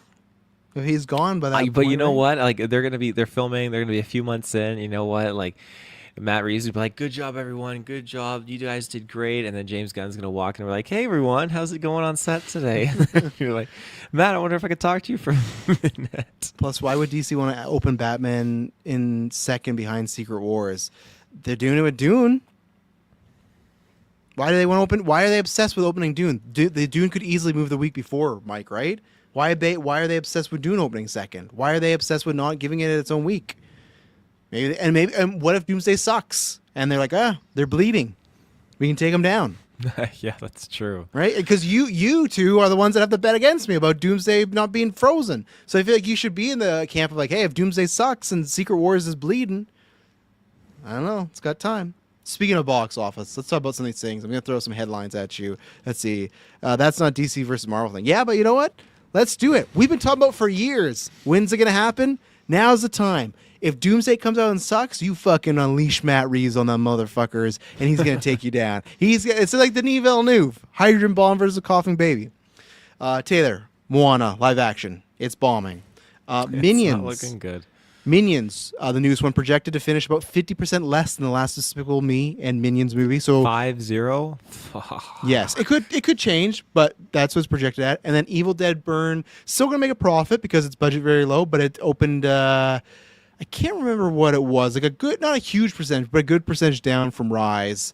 What do you think about some of these headlines? What are you feeling about this previous weekend's box office? Because a lot of big shifts going on there. Oh, some big shifts. Yeah, Moana bombing. That's concern crazy for 'cause you for your It's draft. concern for me because I thought, oh, this will be $1 billion movie for sure. Because you don't know these days. Like, and I use this as my defense in the Discord because you had the little Snow White that just absolutely bombed, but then after that, Yeah. Lilo and Stitch, right, came out a couple months later, $1 billion movie. $1 billion movie. So how Well, not do a couple you gauge weeks. it? I think it was a couple months. Couple months, yeah, not a couple weeks. A Batman Secret Wars Yeah. situation. They're like, So- make everyone forget about Snow White. Get Stitch out there now. We're moving it up. I mean, there's just no way to actually gauge it anymore. I feel so. Because the I thought knock against for- Snow White was like, oh, it's too old. That's why I know some people be like, oh, Rachel Zegler, she said this shit. Most of the people didn't care about that. They didn't really pay attention. But the huge thing was, oh, well, Snow White's too old. People don't know who Snow White is. They don't care. Moana just Now had a this movie is last too year that close. made, That's right. but it made $1 billion, the last one. So you could argue that, oh, everyone knows Moana. They love Moana, but maybe it is too close, It is too close. You got to wait a little bit. You need to hit that sweet spot between releases. So, unfortunately, Moana's it's sinking. It's sinking. But I mean, you made a good case in point. Mufasa, it had a rough start, but it Yeah. got legs, right? So And it's in summertime, so it It's in could summertime, yep. So it has a we'll budget see. of $250, so we'll see. How do you feel about Lilo Stitch 2 Entangled? Lilo Stitch 2, I'm not thinking it's gonna do. Well, I don't think it's gonna be $1 billion. I think it's probably gonna be like No. 500 around there. Okay. Tangled. Ooh, I think that'll be 3 to 5. The lower end too. I don't think it's Million. gonna- yeah, So massive 100. bomb. 100. Just, Yeah. just checking. Yeah. And then do you think they stop for a bit with the live action actions? movies? No. Yeah. No, they're gonna keep kicking that fucking beat. What's the phrase? Like, is it beat a dead horse? Is that what Yeah. it is? How many bombs? So how many in a row do you? Because you have a point, right? It's always like one bombs recently and then one's huge. One bombs. How many in a row do you think it's like, hey, enough? Like, do you think if it's like Moana, Lilo 5. Stitch 2, so you can get 5, eh? Yeah, they're gonna. They just really need fucking to be learn their lesson. Shoving money into it. They got to be taught. They got to be disciplined and fucking taught. Okay. Just to fucking cool it. Dylan, were you? I know you saw Moana this weekend, right? Mini review. Me. Yeah. Is it kid Gonna go see friendly? it.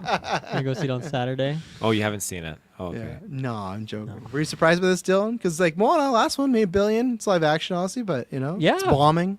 I didn't think it would do as well as the animated one for sure, but I thought it would do its numbers pretty well, and Mhm. it's pretty surprising, I must say. Yeah. What about Minions, Dylan? This is like a draft. Like Yeah. they're always going the first round or two, right? And this one, same thing. Summer still gonna happen, so it could pick up. But it's projected right now that the opening weekend was 50% lower, and now it's projected to finish at 50% lower than the last two. Yeah, that's crazy. Do you think people are kind of done with the little yellow guys? Is that it? Yeah, I Is mean, there I too wonder much? if I wonder if the kids who grew up with that was like their personality and their thing. I wonder if they're like aged out of that now, possibly. Like maybe like that large generation gap is happened with that, and it's aged out a bit, or it's just an outlier and it could happen. And kids these days are more into Mario. They've moved on to greener pastures, perhaps. But maybe there's something to that, or I don't know. Maybe they just didn't do good enough with the marketing on it. I'm not sure what that is. To your point, Dylan, it's interesting. I got 4-year-old, 6-year-old, and now a 9-year-old, and we're gonna see it. But since it's been out, they've not asked me because we missed it because we were busy doing birthday stuff. They've not once been like, "When are we going to see Minions? When are we going to see Have they Minions?" seen all the other ones? Yeah, and they're fans of them. Especially Elliot, watch them all the time.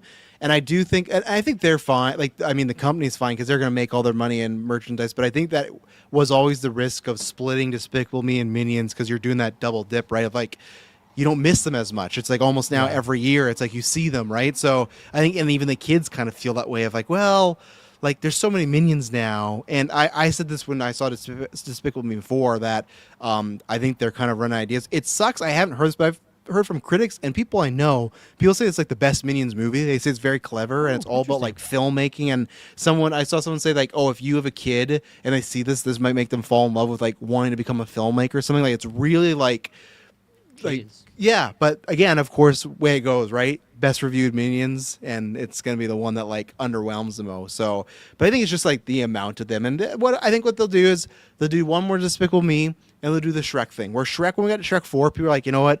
I'm over this. All you gotta do is just wait another 10 years, and then people miss the Minions. Go, oh yeah, I love those Minions, you know. So, yeah, Taylor, anything on Minions? I mean, I've seen probably one Despicable Me. I'm very out of touch with this franchise, but I know that they make bank at the box office, so this is quite surprising. I mean, it looks like the families are flocking to the toys of stories and not to the Minions. So, Yeah, I guess we'll see. And then all I have to add is, Maddie was a good time. I was a little worried there, but Michael crossed $1 billion. I got that. Congratulations. I got that. Congratulations. Everyone go back to that cast. These guys, everyone in the Discord, they were shitting on me. you And convinced me. You convinced me. It's I not did gonna make $1 eventually, billion. but I was worried up until because I thought the marketing was really bad, and then when those reviews came out, I was like, it's not looking good for me. I've been But- very wrong on box office lately. I'm not tapped in with human beings, I guess. That's In my fair. own little realm. But when was that movie originally? It was coming out 2025. Yeah, I just remember when I picked it and I said it was make $1 billion. A lot of people were saying stuff to me about how crazy I was, and Maddie was the only one that beats about me. But I'm just saying, call me a Truth is madman. revealed. Yeah, Travis told you, so we'll see. Super Mario says Toy Story 5 is the only summer blockbuster doing well so far, which is so interesting because up until the summer, it was like the best box office has been since COVID. So it's like, oh, the theaters are back, money's back. But at the same time, I not to be that guy, but I really do think there's tons of people just sitting waiting for Odyssey and Spider-Man, like that are going to spend their money on those two. And as we talk about, there's movies that like will suffer. I think Odyssey's going to make a bunch of money. I think Spider-Man's going to fucking kill it, especially with some of these other movies underperforming. I think tons because that's a family movie. I know people. It's not like Family like Minions, but it's like you can take everyone to go see that. Yeah. Pretty much, right? So Yeah. let's take probably a last ad break, and then we'll be right back. We're back. All right, guys. It's been a little while, so I hit you with a lot of trailers. We got Digger. We got The Whisper Man. We got Behemoth. We got Mayday. We got Buddy. We got Soulmate. We got Crystal Lake. Dylan, where should we start? Well, I like that you skipped one, and it's the one that I didn't watch, so that's kind of perfect. Which you one did is that? Godzilla -0. I forgot to watch that as well. Taylor, you Okay. can talk about it because I mean, I only haven't 30 seen seconds. the first one, so It's didn't brief. bother. It's brief. I mean, Yeah. you're getting a couple cool shots Two of in a row. Godzilla. Why do they keep doing that? 2 trailers in a row, they're 30 seconds. Where's the full trailer? It's pissing me off. They got nothing to show. It's how the Yeah. people roll, the CGI, the quality looks fucking phenomenal. I mean, the first one is good because I just look at it as like amazing because of the budget that they had involved with it. Well, Uh, again, I know They there's reading overwork between those the people to lines the on fucking it. bones. Let's let everyone talk. Oh, the budget's so low. Yeah, Those because they were people paying did these such a people. good job, Because though. they were paying these people fucking shit and working them overtime for nothing. I'm just saying. It's a again, good portfolio piece, so you know. they got an Oscar, right? They got an Yeah. Oscar. So. Yeah, but no, I'm so ecstatic for this movie. It's just the teaser was a heck of a good time. It doesn't really give much on the story or anything that's really going on. It just looks like okay, like they're getting aggressive against Godzilla and they're going to be just going full up in arms against him. Always a good and- strategy to take. Let's get aggressive against Godzilla. Yeah, God but damn. there's gonna be some pretty cool close-up shots too. Obviously, the first movie had that in the boat sequence with Godzilla just like Yeah. following behind them, which is fucking terrifying. And there's definitely another follow-up scene very similar to that in this trailer that you get to see as well. It just I can't wait. It's gonna be a damn good time. And movie. There's definitely a degree where you have to be concerned where you have a movie that's created as just a standalone single project and then it does so well that they're like, okay, well, let's try and do a sequel for it. And then you get Joker Folie à Deux and it's like, fuck, this was not a good right. choice. But then there's other instances where you get movies that, hey, this is actually a pretty damn good scenario to do a second one. Like I'm assuming Batman Part 2. I don't think that's the same thing. I think Batman's set up for sequels. Joker should have just been the one-off. I think a lot of people. But feel, do you right? think that they set up Batman Part 1 to have a sequel? Do you think if Yes, they it were... was pitched as a trilogy. It's true. Okay, Absolutely, I redact that. yeah. I You don't. redact You don't that. have the post-credit scene. Yeah, in the last 5 minutes, you have Joker being like, like laughing or like Barry's like, why? If you're not doing a sequel, why do you even cast a Just a Joker one-off. Just a to do one-off. just a one-off? I remember. There's another Travis told you when we got that movie. I'm like, oh, I think there's gonna be a second part to it. Like, nah, it's gonna stay right there. How I'm the like, fuck do you remember that? because I was flabbergasted. I'm like, That's they so will. obscure. I'm like, they will push out Godzilla movies if it just fucking breathes like a little bit well. And you're like, no, I think that's a one-off. It's a one and done.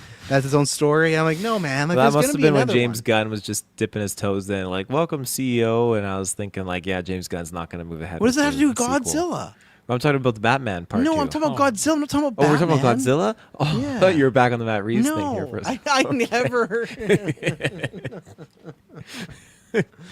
So you're saying, I thought you were implying with Batman where I was like, they're not doing a Batman part 2. And you're like, no, they're definitely doing it. But you mean Godzilla? I guess I also would have said- looked at you crazy if you're like, no, there's no Batman 2 coming. I'm like, what are you talking about? Like, yeah. Oh, okay. I see where you're coming from now.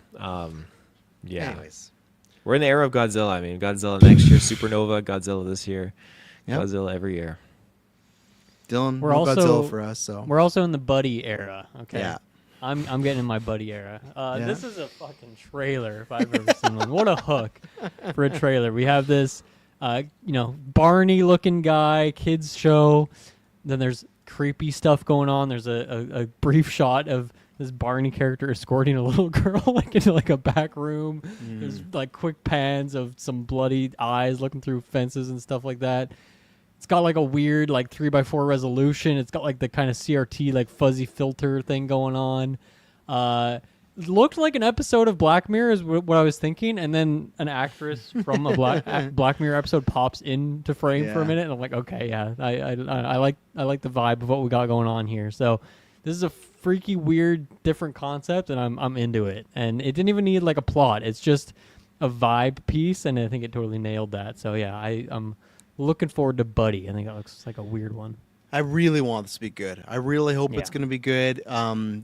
This will scratch the itch. Unless it sucks, it'll be back on the table. I don't know if you remember this, Taylor, but remember when I lived at the place at the daycare and we were tinkering with doing like a kid mascot horror movie, and then when we looked into how much those suits cost, we were like, yeah, we can't do that. Those suits are surprisingly a lot of money, because we had an idea of doing that because I lived in a place that had a daycare, so like, oh well, we got a bunch of kids, all of us, we could do some. I'm not saying it could be similar to what this was, but I was like, oh, we definitely got to do that. Looked at that suit, it was game over. Those are $1,000. Like, what if something goes bad? So there's a part of me where it's like, oh, that's something I really want to do. So I saw it, I'm like, okay, I hope this is good, but this could also be like a classic like 3 out of 10 horror movie that just Absolutely. great concept with nothing. But Taylor, you ready to get buddied? I'm down to get buddied. I mean, I'm always game for these kind of films that have this kind of weird, like, they have things in them that are just representative of our childhood that we grew up enjoying. Like you said, Dylan, like Barney, and then you've got your Five Nights at Freddy's, the pizzeria animatronics, and whatnot. So there's definitely things that are terrifying about them, even though they're trying to be hunky dory and happy go lucky, chipper and whatnot. So this trailer, it does a great job at kind of cementing and reinforcing the terror involved with it. And the idea of being trapped in a TV show, that's just some freaky shit, if you ask me. So I'm down for it. What else are you down for, Taylor? You pick the next trailer. Ooh, I picked the next trailer. Let's go Mayday. Okay. This one really kind of caught me off guard. And I put it in for you two because you guys love Dungeons and Dragons. It's from those directors. So that's why I was like, yeah. Well, maybe when that's something to say. when I watched this, honestly, it was giving me major Tetris vibes for some reason. Just like the buddy kind of team up in there from because that was an Apple movie as well. Oh no! Okay, I know what you're. I was thinking Pixels, the Adam Sandler one. God, no! What the fuck? No! Tetris with Right. what's his name? Taron Egerton. Taron Egerton. Yeah. So it was giving me kind of that kind of vibe to it. I get the same thing, like in Russia and all that kind of stuff. But it just the buddy aspect and just the music. It was like this just kind of has that Tetris feel, the way they're filming certain scenes. So I was jiving with it, and I think this is it's exciting. I got Apple TV now. I'm gonna be watching this one probably pretty quick when it releases, because I was enjoying many of the comedic beats in here and the action and whatnot. And Ryan Reynolds, he's always good. I like him. So Did you finish Widow's Bay? I've got half an hour left of the finale. You had half an hour left finale last week. I had an hour left of the finale last week. He put a dent into it. I fell asleep. How long is this during finale? it. It's only like an hour. I swear it's not even an hour. There's no fucking way it's an hour. I think he's. Yeah, the math ain't mathing on this one, too. Yeah. I passed out halfway through it, so I got to buckle up and finish it. Dylan, I could be wrong. I feel like you because I think you guys are the ones that got Dungeons and Dragons on our best film for like the nominees Golden Geeks that year. But I was like, there's no way Dylan's John with this trailer, right? Or were you liking it? I mean, would I go to the theater to see something like this? Absolutely not. Well, it's on Apple Plus. Yeah, would I subscribe to Apple Plus to watch it? No, but if I'm at my parents' house and my mom is conveniently subscribed to Apple Plus and she's like, "Hey, let's put a movie on," I'd probably put on Mayday. I think this looks like a fun time. I think the duo that these two have going on here seems fine. You know, it's Ryan Reynolds doing Ryan Reynolds. He's not doing anything unique here. But I actually think it's a cute concept. It starts out in like almost like a horror sense. Like this guy has them locked up and he's like, "Oh my god, what is he doing to him?" Then he actually was just doing surgery on him to help him out, and then they just become buddies. I think it's a kind of a cute, wholesome movie in a sense, even though there's like a lot of war themes going on behind it. So Yeah. I thought it looked okay. Yeah. Yeah, it's funny because I got Apple Plus and I've been trying to watch more TV this year. So I love Mario's Got Money Problems, love Widow's Bay. I'm enjoying Cape Fear, loving Silo. I'm slower on that watch. So and I know everyone's been saying this, and like obviously there's Severance and that John Hamm show and Morning Show. Everyone's like, man, if you're talking about best shows on television right now, Apple's the way to go. The movies for me are not doing it. Like Tetris, where Taylor was good. I didn't love as much as Taylor, but these movies that they're putting out, I don't know, they're just not matching the same quality as the shows. This doesn't look You got awful. Ghosted, right? That came out not too long ago. That one was not really like. And then that movie last year, it's like Fortune Favor. Someone's like John Krasinski's like an Indiana Jones type with Natalie Portman, who's like his sister or something like it. I don't even know about that one. Yeah, I don't know. So this like looked fine enough. I like Reynolds. I like Kenneth Branagh, so it could be fun. Will I give it a shot? I don't know. I'd say like Matt didn't ask the question, so we won't have to. But it probably might be ranked like last as far as the things we watched today, as far as like what I'm interested in. Didn't look awful, but didn't look offensive. The one that I'm excited for, but I know because I'll pick a trailer. I know it's probably just gonna fucking disappoint me, but I think let's go with it. The Whisper Man that's coming on August 29th. Because I love a good serial killer mystery, right? And that cast. You got Adam Scott, who I've been really enjoying doing dramatic stuff like Hokum this year. He was great, and that was a horror drama thing.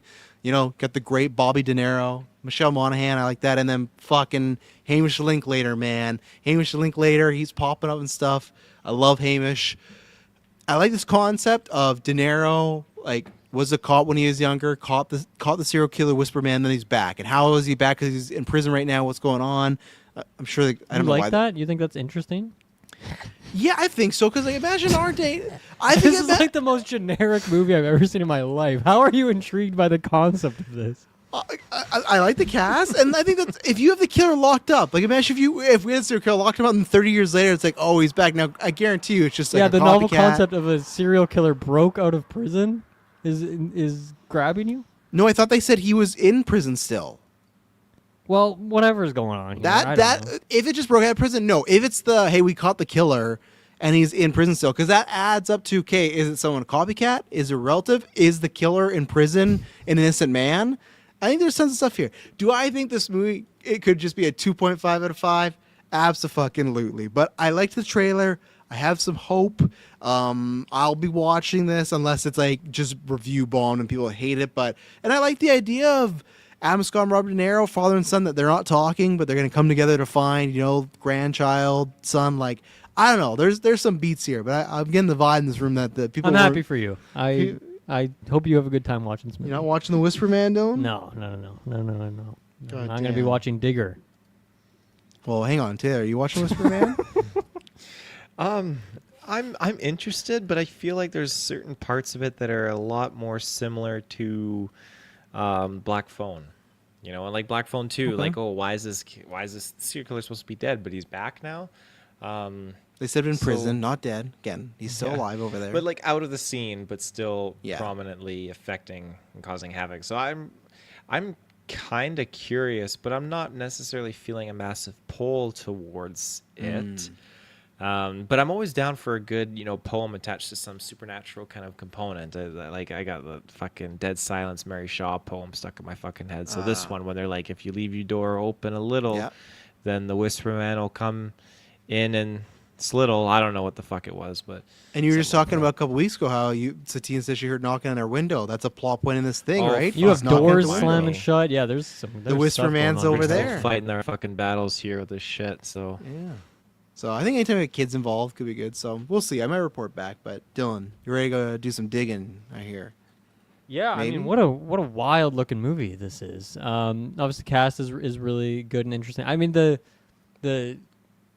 cinematography and just the style of this movie really stands out to me. The whole vibe of it just seems very unique, very interesting. And maybe that's just what this director has done. I don't think I've really seen any of this director's movies before. Yeah, you've seen Birdman. Oh, okay. Well, there you go. He Another did movie with an Birdman. extremely. He did The unique, Revenant.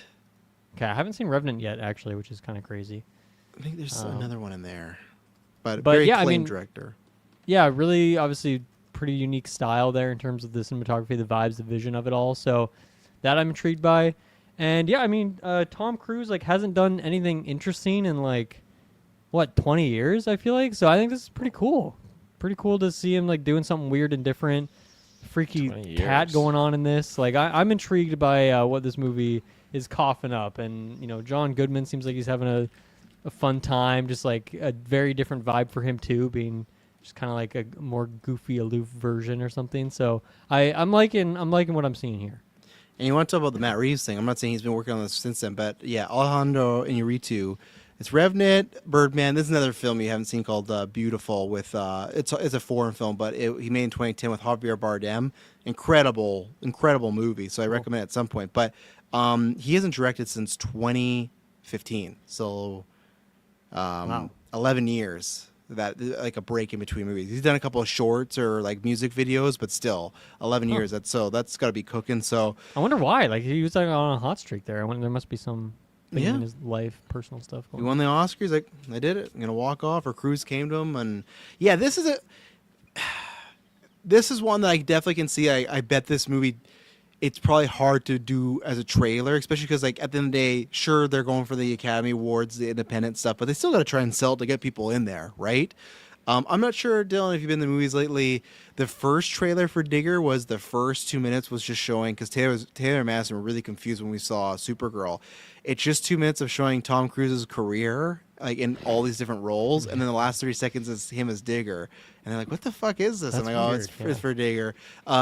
This trailer, it looked like this could be a top 3 movie for me this year, or it looked like it could be, I'm not going to say a big miss, because I think they'll hit on cinematography and themes and acting, but just ones where very well made, but not for me.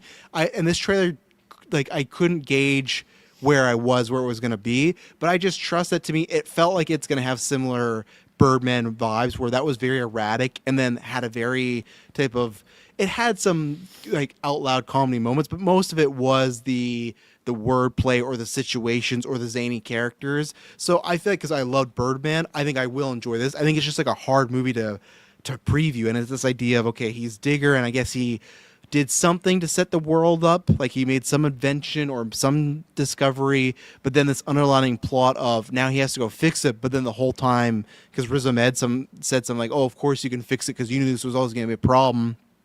I think that's an interesting angle where he kind of like becomes this very important, maybe rich man, but the whole time he knows, oh, whatever I created it's going to blow up, like it's going to go wrong. He's just kind of waiting for it. And yeah, I'm very excited for Cruise in this, because like I love the Mission Impossible movies. I love a lot of stuff he's doing, but I do miss Cruise the actor. I think the last time we got to see that was in Top Gun. There's some scenes where he is just acting, and I'm excited to see him in this. It feels like he's definitely hidden some like Les Grossman vibes as well, but no, I'm excited. I'll be there day one.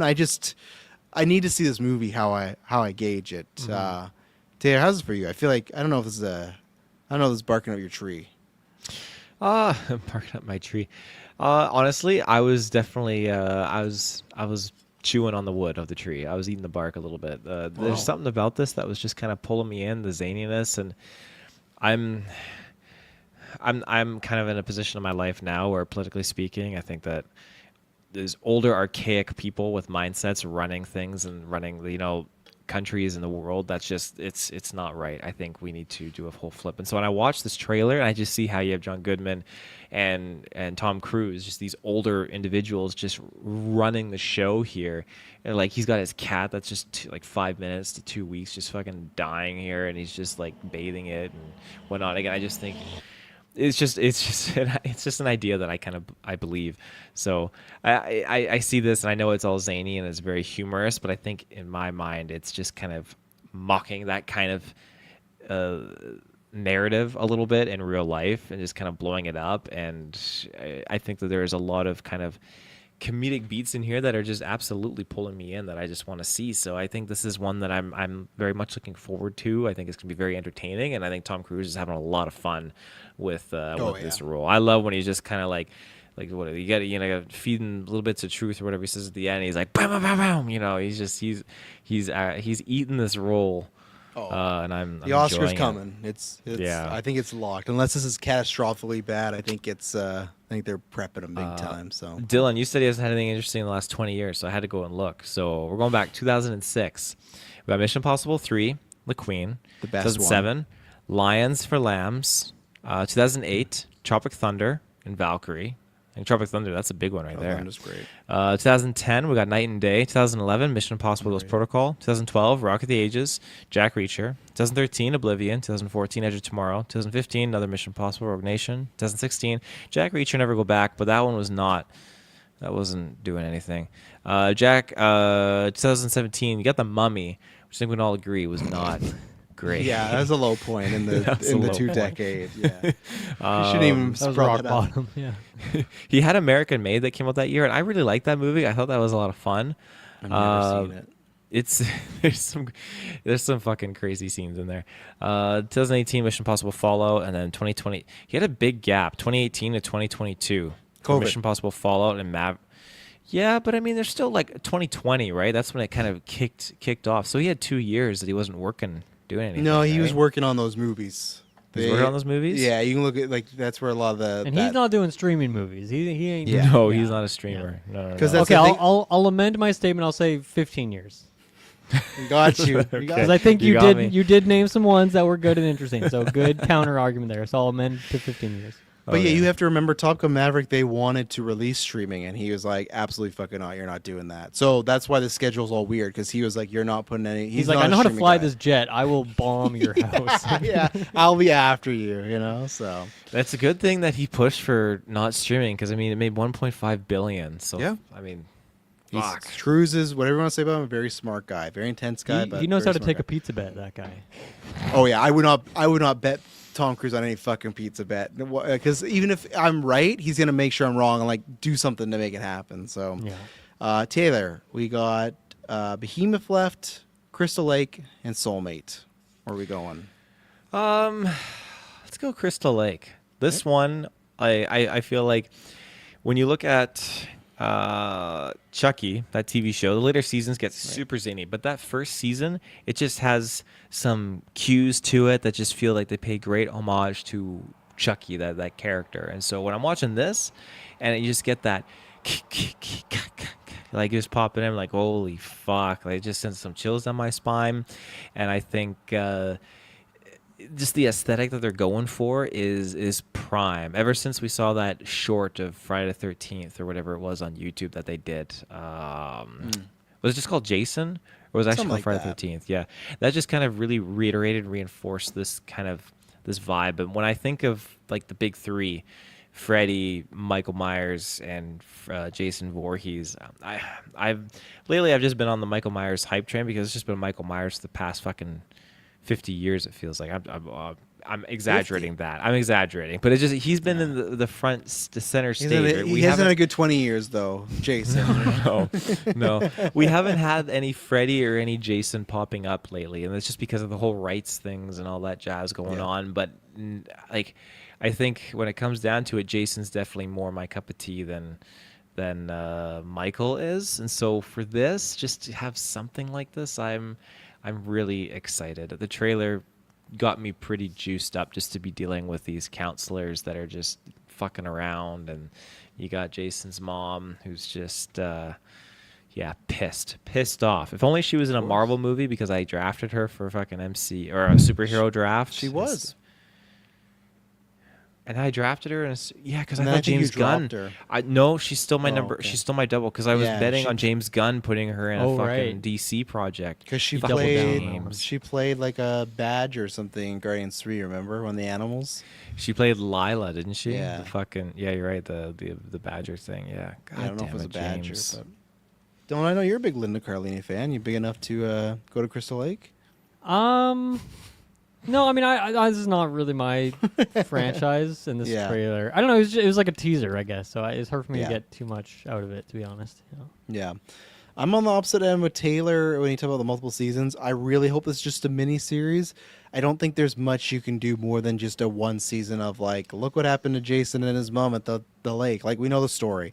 She works there, kid drowns, and she goes and kills them all, right? I think you could do that, like a 6 to 10 episodes. I think there's a way to do that, and you can make that interesting, and you could even humanize the mother even more so, right? Of like, she's avenging these camp counselors for not looking after her kid. So I think there's something there.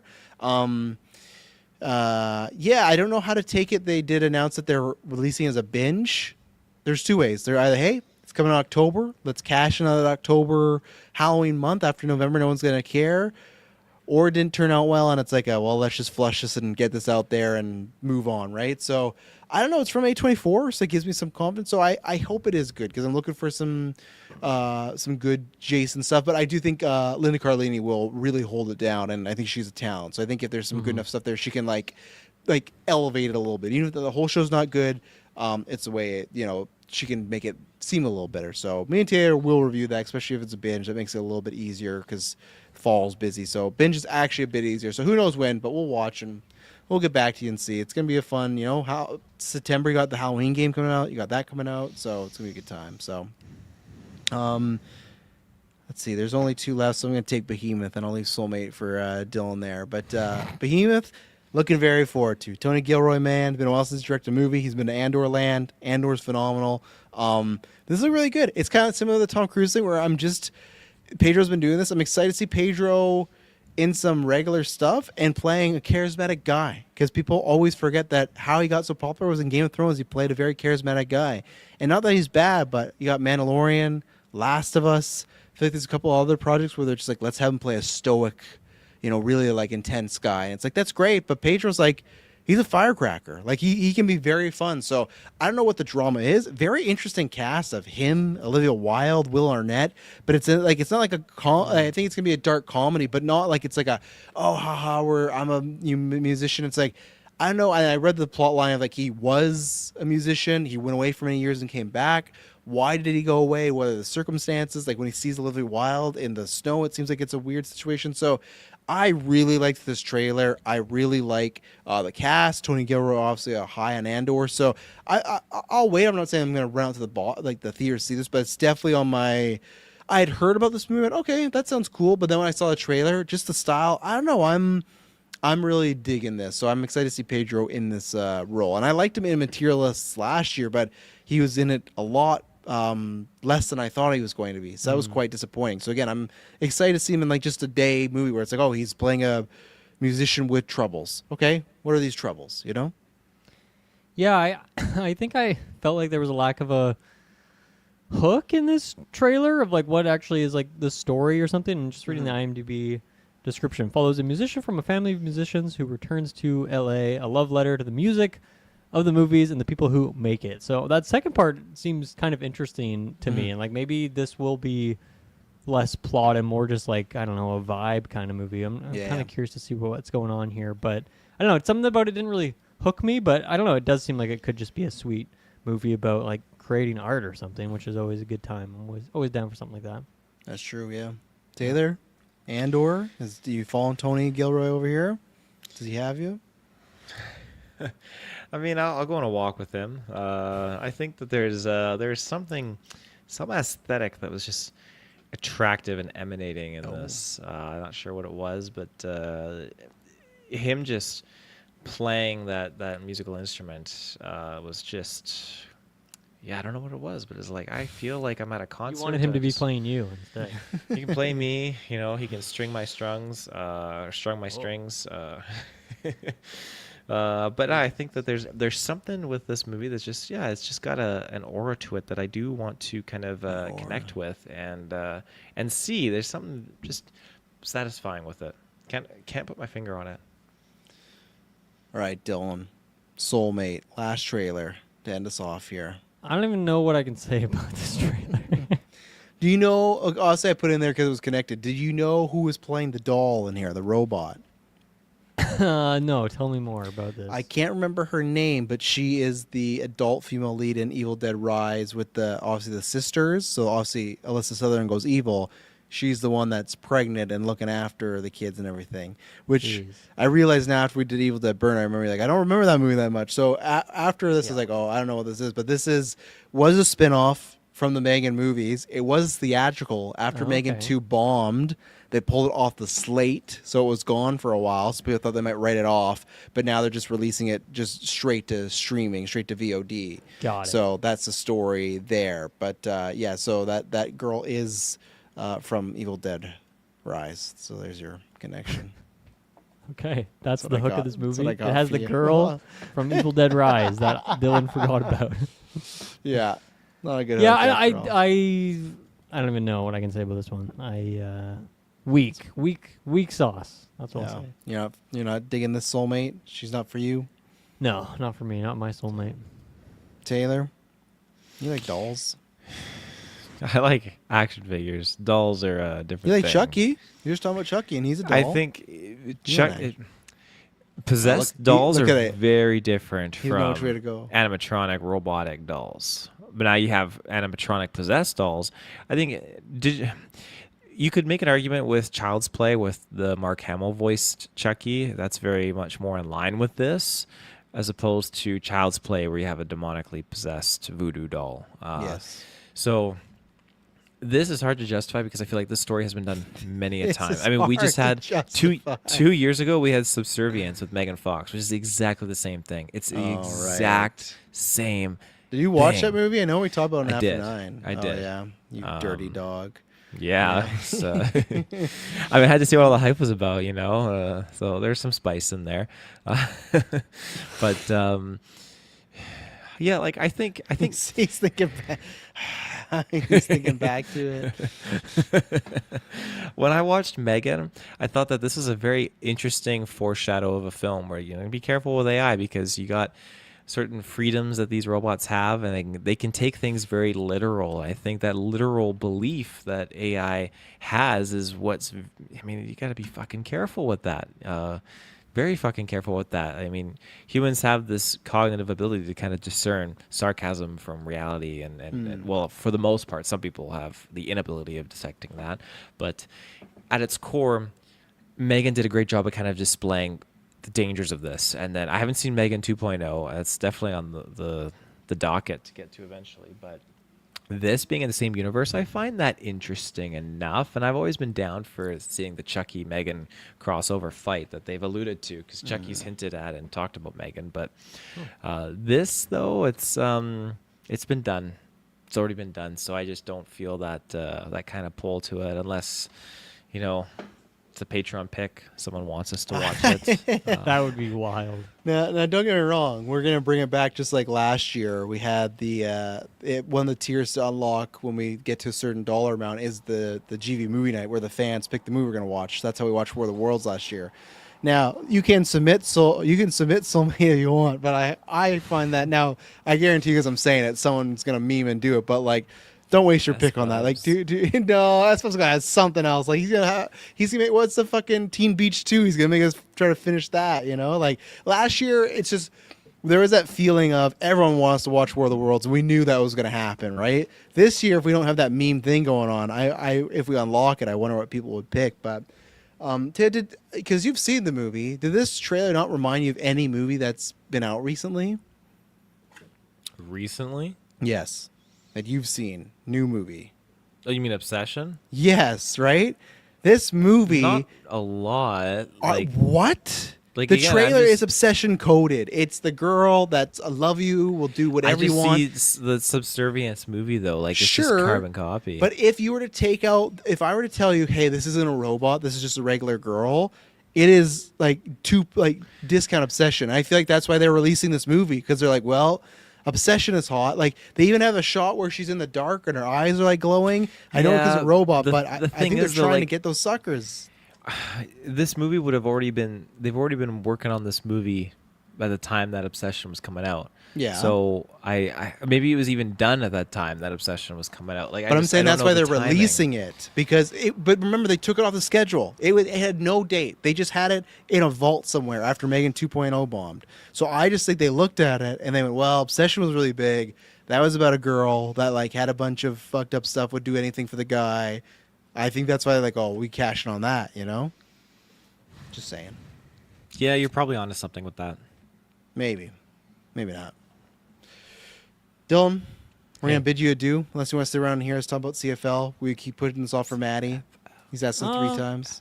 I'll bid you adieu. Yeah, we'll see you at Odyssey tomorrow, sir. Sounds good. All Good right. night. Have a good Good journey. night. See you, man. All right, finally we can talk about this, because Maddie 3 times. Every time, even the last newscast, I said, Maddie, you dog. I said, like, hey, don't worry, we're going to talk about the next time. We just ran out of time. And then I post questions for the next newscast. He's like, hey, if you guys got a chance, CFL. So we're going to talk about CFL. We're going to talk about Sam Neill quickly as well. Nothing too huge here. But, Tia, I'll start with you. What was your first, because if people don't know, because the World Cup, the CFL, the BC Lions they play in Vancouver, but obviously couldn't play there because they were being hosted, so they came to Kelowna for 2 games. Taylor saw the first one. So, Taylor, I'll let you go first, because your story might not have as bumps in the road, but you don't watch football really at all, I'm assuming, right? Like, really much in your life. I don't think you've watched it. So I think you were even asking me, like, what's going on with these rules and whatnot. But, yeah, what was your experience watching a live football game and some CFL? I mean, yeah, I've got next to no idea of like football rules. I really don't. I know there's 4 quarters. Yep. And I know that you want to get the touchdowns, and I know when you get the touchdown, you can kick it. And then I know you got the red cards, the yellow or the red flags, yellow flags. And then, yeah, I mean, I'm just not very fluent on it. Now, that being said, I've played a couple of football video games. I have no idea what's going on, what plays are good, but I enjoy them because I know I got to get that ball to the other end of the field. But I was just there for have a good time. You know, I got tickets for me and my wife. Thought we're going to a sports game. We haven't been to a football game before. It's CFL, BC Lions, and that energy, everything that's just happened in the stadium or the field, like it's gonna be awesome. It's gonna be a freaking hoot and a hat of a time, and that's exactly what it was. We both had a great time, just like hanging out, and it was overcast. It wasn't too hot. It was perfect. Yeah. It was a bit of a wind. It was a fucking banger of a day. So I'm glad that we went on the day that we had picked. It was a good time. And yeah, we just walked down to the game as well. I think we thought we didn't know when the like halftime was or anything like that, so we got up from our seats a little bit earlier to go and get food. And I got this big ass pulled pork poutine. It was so good. And my wife went and got a burger. And then we had some drinks, no alcohol. Just I got like a pop, and she got some water and whatnot. But some of the people that we were sitting next to, they were definitely Albertans, and they were super rowdy about it, like very fucking rowdy. It was quite something. And then everyone adhered to their seats within the first hour, I'd say. Like, yeah, everyone was sticking to their seats. But then afterwards, we noticed, okay, like Madison, we got to actually just park it. We got our food, we got everything that we need, so we're just going to park it at our seats now and not get up again, because we noticed that everyone around us has changed. It's not people, and the people that were originally sitting there, it's people that just kind of sauntered in, and they're drunk, and they're walking around, and they're like, okay, like, these people just don't care anymore. They're just taking seats wherever they can get them. And yeah, I was keeping eyes on you. Like, mostly everyone that we knew, because we were trying to find a babysitter, and we're thinking the one person that's not going to be going to this football game is my dad. And sure enough, my dad was like, yeah, I'm not going, so I'll babysit. But my brother and his family was there, in-laws were there, my aunts was there. Like, it was just everyone was there, and then you were there, and we were keeping close tabs on you. I was following you, all moving around to the bleachers. I was taking live photos of you, dropping them in the Discord, keeping tabs. I never saw Taylor. I was looking. I never, even Emily. I can't believe you never saw me. I there was a moment where everyone around me, there was like a whole circle gone of just people. I was just dead center. I was standing up, and I was doing gestures and just hoping that you would have seen me when I'm taking your photo, but no. Yeah. Yeah. But it was a good time. I didn't go to the next game against Edmonton, which I wish I did. We won that one. We won that one, and Canada Shore was there, which my guilty fucking terrible pleasure. Would have loved to have seen them. So yeah. Much hotter that day. That was it was I haven't bought a hat, which funny enough, because of just the way it is. Last year GV Day, or 10 years, we did the montages. I had them, and I saw myself with this type of hairstyle, with the slick back hair. I was like, oh, I want to do that again. And that was the only time in my life I've owned a hat, because we would cast right after work, and I would be going to Dylan's, and I wouldn't have time to do my hair, so I needed a hat. So I bought a hat because I didn't want to sit in the sun just be beaming down me the whole time. But it was just funny that, like, the last time I bought a hat was with this haircut, and now here I am again, the same time buying the hat with this haircut. And so the second game, it's good. We won. No problems other than it being hot. But eventually we got some wind. That was nice. Not much clouds, but we got wind, so that was okay. That kept us cool. But with the first game, so yeah, we bought two tickets, or we went to both games. My mother-in-law found something where she's like, oh, I can get tickets early. That always scares me, right? I don't love events when it's stuff like that, and I'm not buying the tickets for myself, and it just kind of happened. They just kind of got the tickets, like, oh, they did that. It's like, okay, wouldn't have been what I did, but that's fine. So we go there. We're early enough. So we go to our section. 109. 109 is where we're going. And we get up there. And we look around. If people don't know, they took the bleachers from the F1 event in Montreal. So they're using those bleachers. They brought them. You didn't even know that, huh, Taylor? They brought those bleachers so people could sit. They're cramped as fuck. Yes, because even where we are, it's called the Apple Bowl. It's not built for what those amount of people. And that's it. Says Kelowna was not ready for this. Kelowna, our city, I'd say, is in this very tough spot where it wants to be a bigger city. And there's things about that are a bigger city, but then there's things about that aren't a bigger city at all. Like, it's little stuff, but why don't we have an IMAX? I know it's a small thing, but it's things like that. But they're trying to attract more people to come to Kelowna. But the roads and the traffic can't sustain it because there's so much stuff. So this already, I was like, okay, Kelowna's not ready for this game, but we're hosting it. And it's a vacation spot. Kelowna's very nice. It's most of the time good weather. So we walk up to 109 and we're looking around. We're looking at our seats, we're looking at everything. And we don't see the actual seat where it is, like the second, like the row and the seat, like none of that exists. So we go down to talk to somebody there. And of course, when we get there, there's already other people talking to this guy. So we know, okay, something's up. So at least at first I was like, oh, my fucking mother-in-law, she fucked this up. And there's like a fake ticket, whatever. Because we scanned it with him, like, what's going on? But we did learn that, okay, we get down there, they go, oh, well, your section doesn't exist. So the ticket that we bought the seats for, they don't exist. It's like, well, what do we do with that information? And they're talking. Then eventually another guy comes up. They go, well, they do exist, but technically they just were flipped. And they go, well, one, because we're on the side where it's 106 to 109. They go, the 109 section's actually at 106. And we go, okay. And then we're kind of talking, we're hearing more people, but it's like all these people 106, you would think that they were flipped. It's like, no, they were like, they're got their seats here and they're fine. Like, why isn't it should just work out that everyone's flipped over, but it's not. So, okay, I guess we'll go to 106, right? And we go to 106. And then when we get up there, we talk to this guy who's like, they're all volunteers. They're all thinking of volunteers. He's like a young guy, completely useless, not helpful whatsoever. Get there, oh, what? Like we explain the situation. He's like, yeah, people just kind of sit wherever. And I go, well, could we just sit here? He's like, yeah, you could sit here unless someone comes up here and has your seat. Because here's the thing: if they say the positions were flipped, they were telling us go to section you 109ers, go to 106. And you would think, okay, if it's flipped, we could sit there.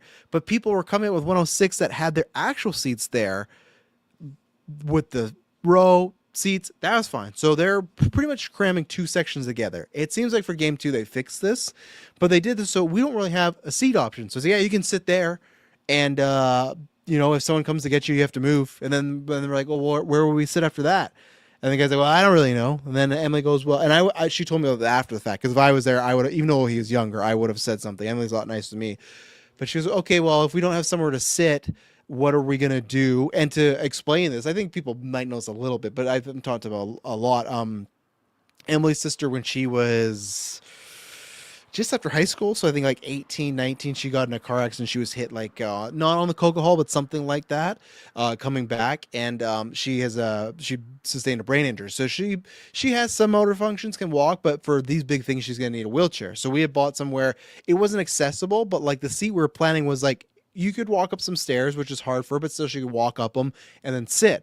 So he's like, well, if the seat doesn't work out, you can just go to the top. And we're like, well, the top, and it was on these things were rickety. They were not secure. So again, she can walk. She needs assistance walking that high. She has a cane and everything, but it's like to get up there is a big hassle. So Emma's like, well, she explains that situation and goes, like, what would we do? And they're like, I really don't know about that. And she goes, well, could you call someone? Because in 109, they called like a supervisor guy.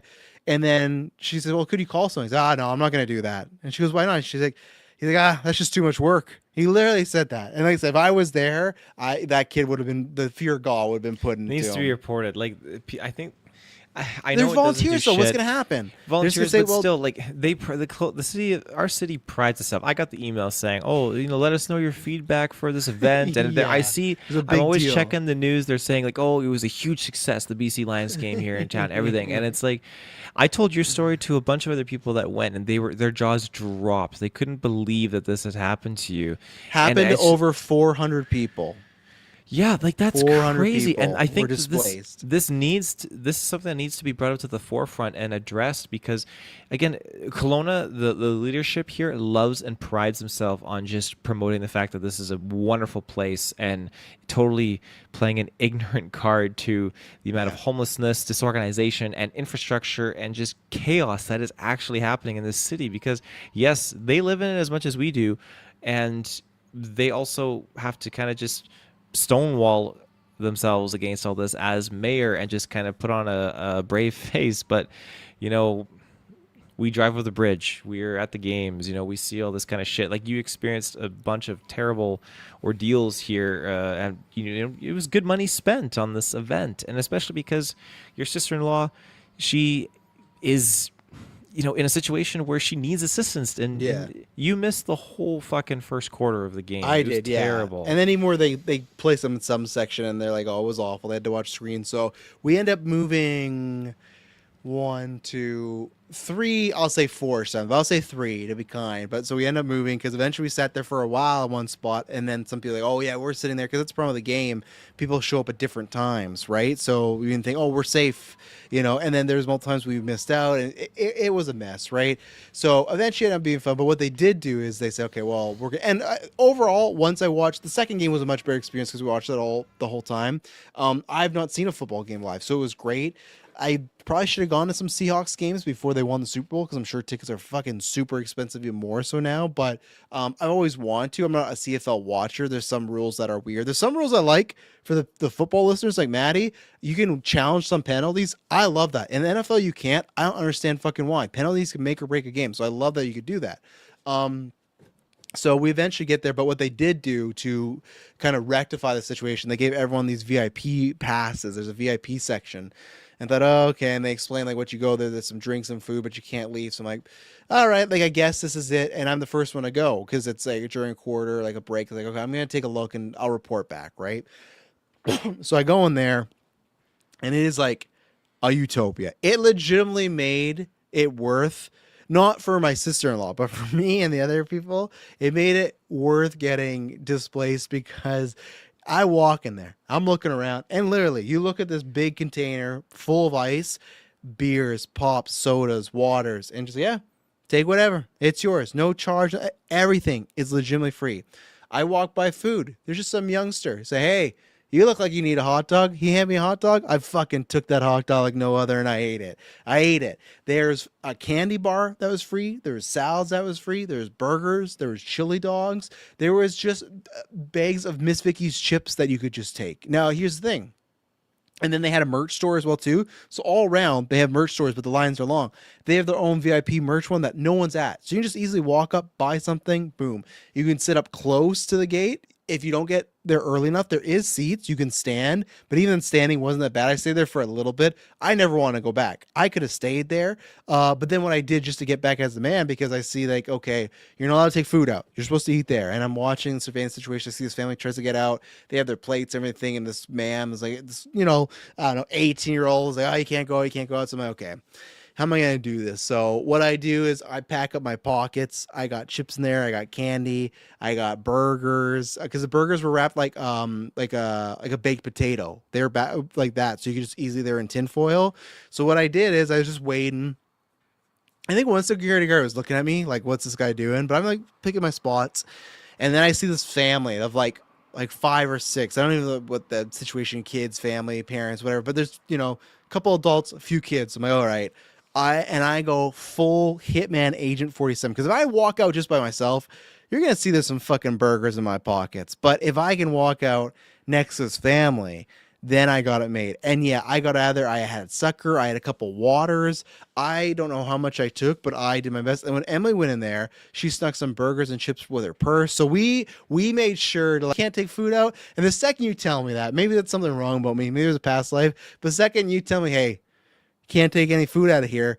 Fuck you, man. After this, I'm taking food out. Like I brought food back for Emily and her dad. But even if Emily and her dad wasn't there, I would have took it just to fucking spite them, just to be like, you're telling me not to take out food? Absolutely. I'm taking this food. But I think the problem was because when we were the second game, Taylor, that VIP section was, I'll say 75% quieter than when we were there. It was a thing where and because when Emily's dad went back, they didn't have the beers. They were very much out on stuff. I feel bad for the people that were working the VIP because it's probably because the tickets cost about like $227. I can't remember what all the tickets, but that was way more expensive than like I think what we paid for our tickets. So like it's supposed to be just a certain amount of people that would pay for that experience. So I think the VIP people, they weren't expecting the amount of food, the amount of traffic. Because I remember when I went to go get a water, the girl that handed me a water, she looked like a little overwhelmed. And then when I was there the next week, I was like, oh, that's what the VIP section's supposed to be like. It was quite smaller. So yeah, we just ransacked it. But yeah, and the game was good. First game we lost, but it's fun. I'd like them to do again. I actually was like, you know what? I'd be down to go some Okanagan Sun games now because any sports live is just a good time. But yeah, definitely. They weren't ready. Second game, a bit better. No problems there, but we were in a different section as well. So I don't know, but I think that we heard nothing. I think it's just someone screwed up along the way and then the displacement happened. So it was a mess, but then it became better, So that's our CFL experience there, Maddie. Vincent Moore says, if you get to come here to Atlanta, Georgia, I highly recommend check out their Mercedes-Benz Stadium here. It's affordable food, great seats, great ushers. I have been there. I have been to Atlanta, Georgia. I liked Atlanta, Georgia enough with the people. I think the only thing, and where I was, because I was down there for WrestleMania, it's a very and you went recently, right, Taylor?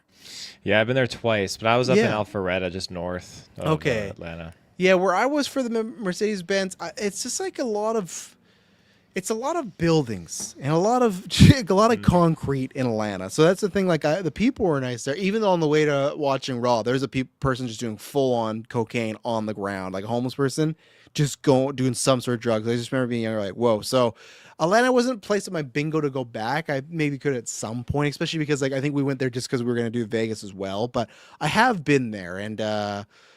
Yeah, maybe at some point I'll go back. But Taylor, we also got to end this episode off. We kind of forgot. We'll do this quickly. Say any words, man. Lost Sam Neill this week. Big kick in the nuts to everybody. I feel like obviously there's tons of celebrities, artists, like people that are in the entertainment business when they pass. It's sad, but everybody has like their favorites, right? Like I feel like there's certain people that are gonna pass. Like for me and Kirkland, right? When Eric Dane passed away, for you've seen him in a few things, but you didn't have like a huge touchstone to him, right? Where that's like, oh man, Euphoria and Grey's Anatomy, this really sucks. Sam Neill is definitely like one of those, which can speak to definitely Jurassic Park, but his whole career where it's one of those where you just feel like everybody's like, man, this fucking blows. Of course, 78, huge life. You are lucky to have a career in Hollywood. You're even more lucky to have an iconic character, which he had with Alan Grant, right? Those are one of those characters that's going to withstand the test of time. So he had that and a bunch of other stuff. But to me, this definitely felt like especially with us and being like 90s kids in a lot of that era of, man, it felt like a kick to the nuts because of us growing up with him and what he was in there. But also I'll throw it to you because like I have some words. I love Jurassic Park. I've said before, if people say that's the best movie ever made, I could agree with it.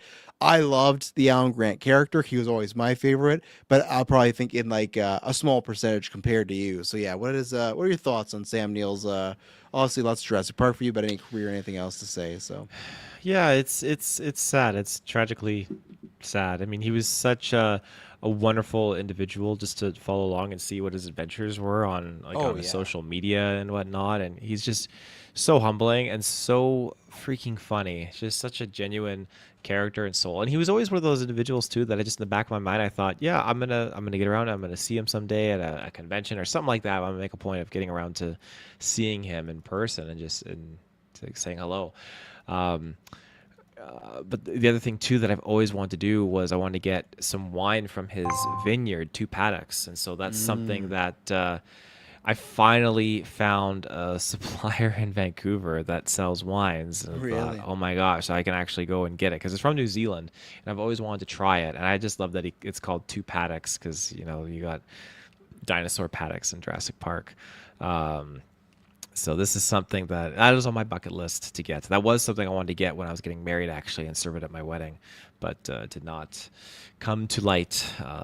But that being said, yeah, Jurassic Park. I mean, it's my favorite movie of all time. And growing up watching that movie, my dad, where he is now in life, he's different. But where he was when I was younger, he just emanated Alan Grant energy. He really did. And so like there's just when I see my dad and I see Alan Grant, just like I feel like they were very similar. So they just like Alan Grant had the dad vibes growing up for me, and then when I was growing up, like my dad had the Alan Grant vibes, and it's just like it just made that character much more like a connected kind of individual to me. And it probably sounds really lame and really just like blah, but I mean that's just what characters do in these movies. And we watched Jurassic Park the other day just as like a good kind of just like a send off kind of thought. And I'm so at the end of the day, one of my favorite things, my all-time favorite thing with Dominion is that, okay, yes, we got Sam Neill back, and yes, the movie could have been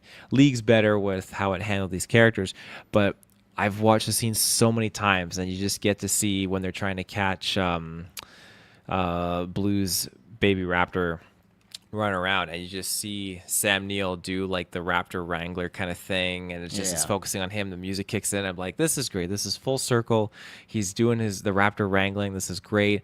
And I mean, on top of that, like Jurassic Park 3 is a sweet spot in my heart for that. And that's just a Sam Neill Jurassic Park adventure that's just dark and grisly. And I got 3 Sam Neill Jurassic Park movies that I can tap into. So I'm ecstatic. And on top of that, there's a few movies that I wanted to go back to and visit. There's one with Robin Williams, where Robin Williams plays a cyborg that he Centennial actually. Man.